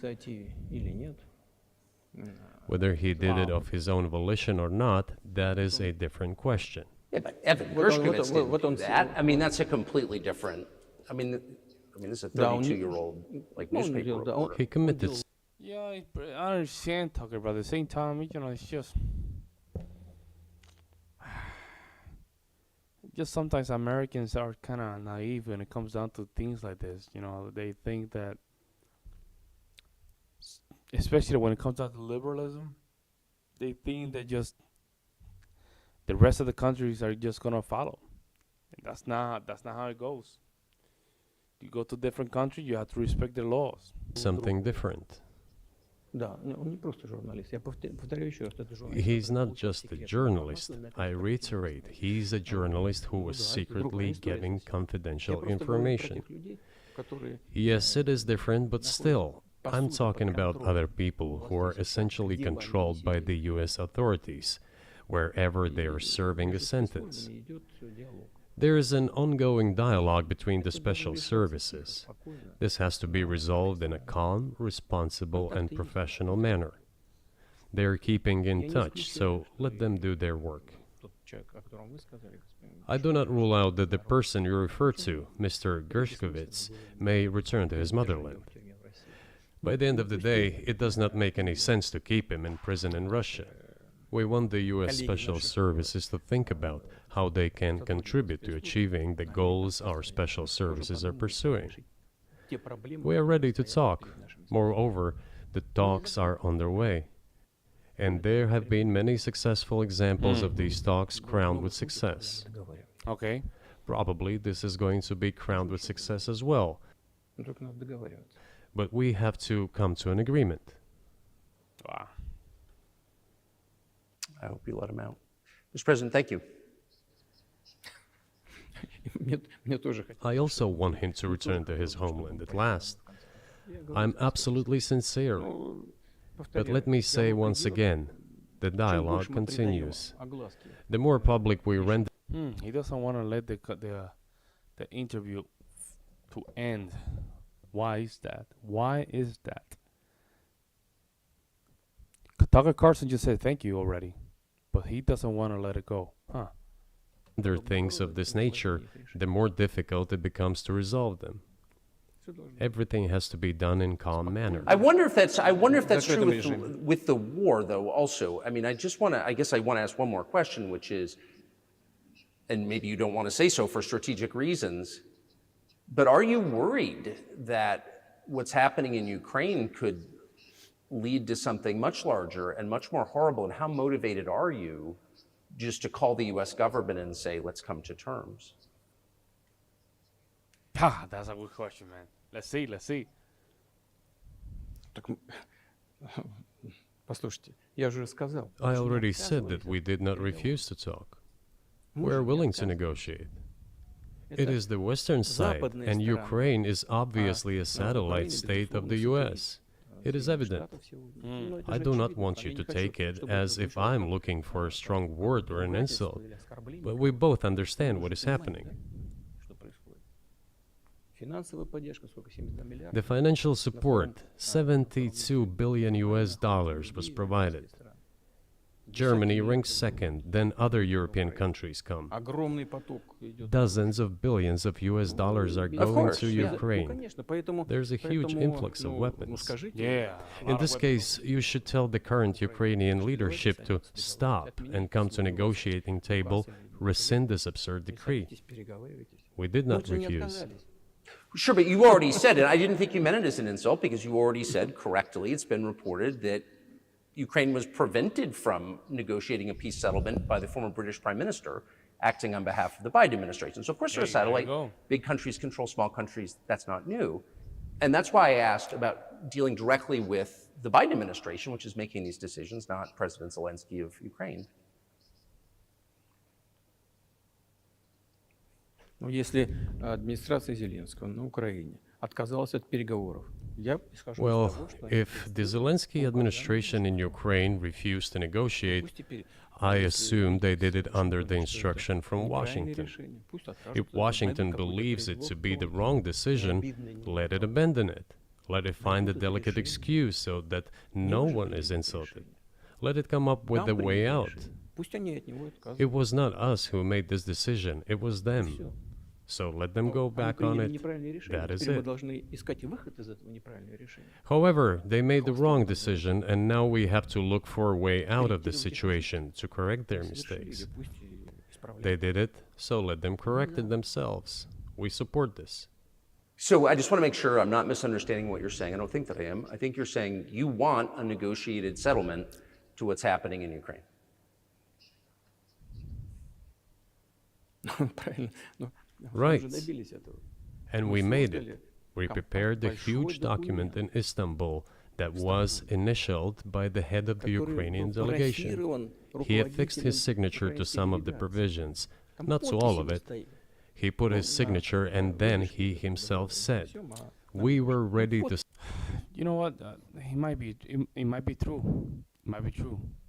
I mean, when it comes down to this, we really don't know the truth, man. That's the problem. We don't know the truth. We don't know it. I mean, he might be saying the truth. He might not be saying the truth. I don't know. Sign it and the war would have been over long ago, 18 months ago. However, Prime Minister Johnson came, talked us out of it, and we missed that chance. Well, you missed it, you made a mistake, let them get back to that, that is all. Why do we have to bother ourselves and correct somebody else's mistakes? I know one can say it is our mistake. It was us who intensified the situation and decided to put an end to the war that started in 2014 in Donbass, as I have already said, by means of weapons. Let me get back to further in history.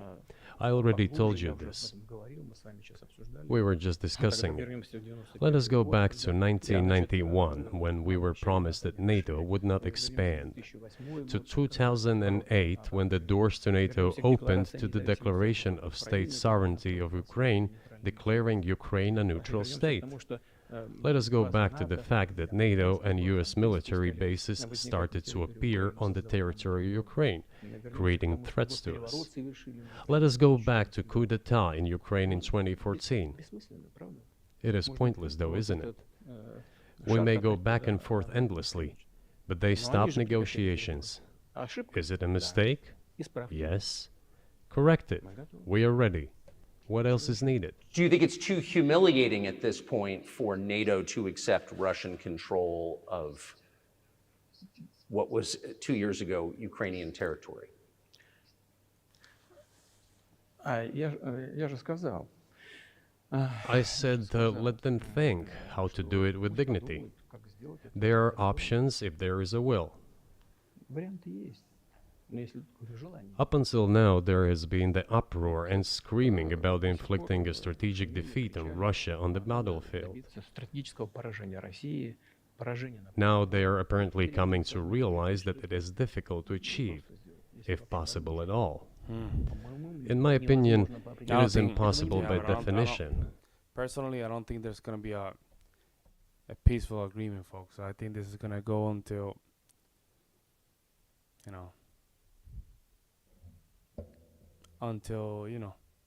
someone win. That's the only time it's going to finish. It is never going to happen. It seems to me that now, those who are in power in the West have come to realize this as well. If so, if the realization has set in, they have to think what to do next. We are ready for this dialogue.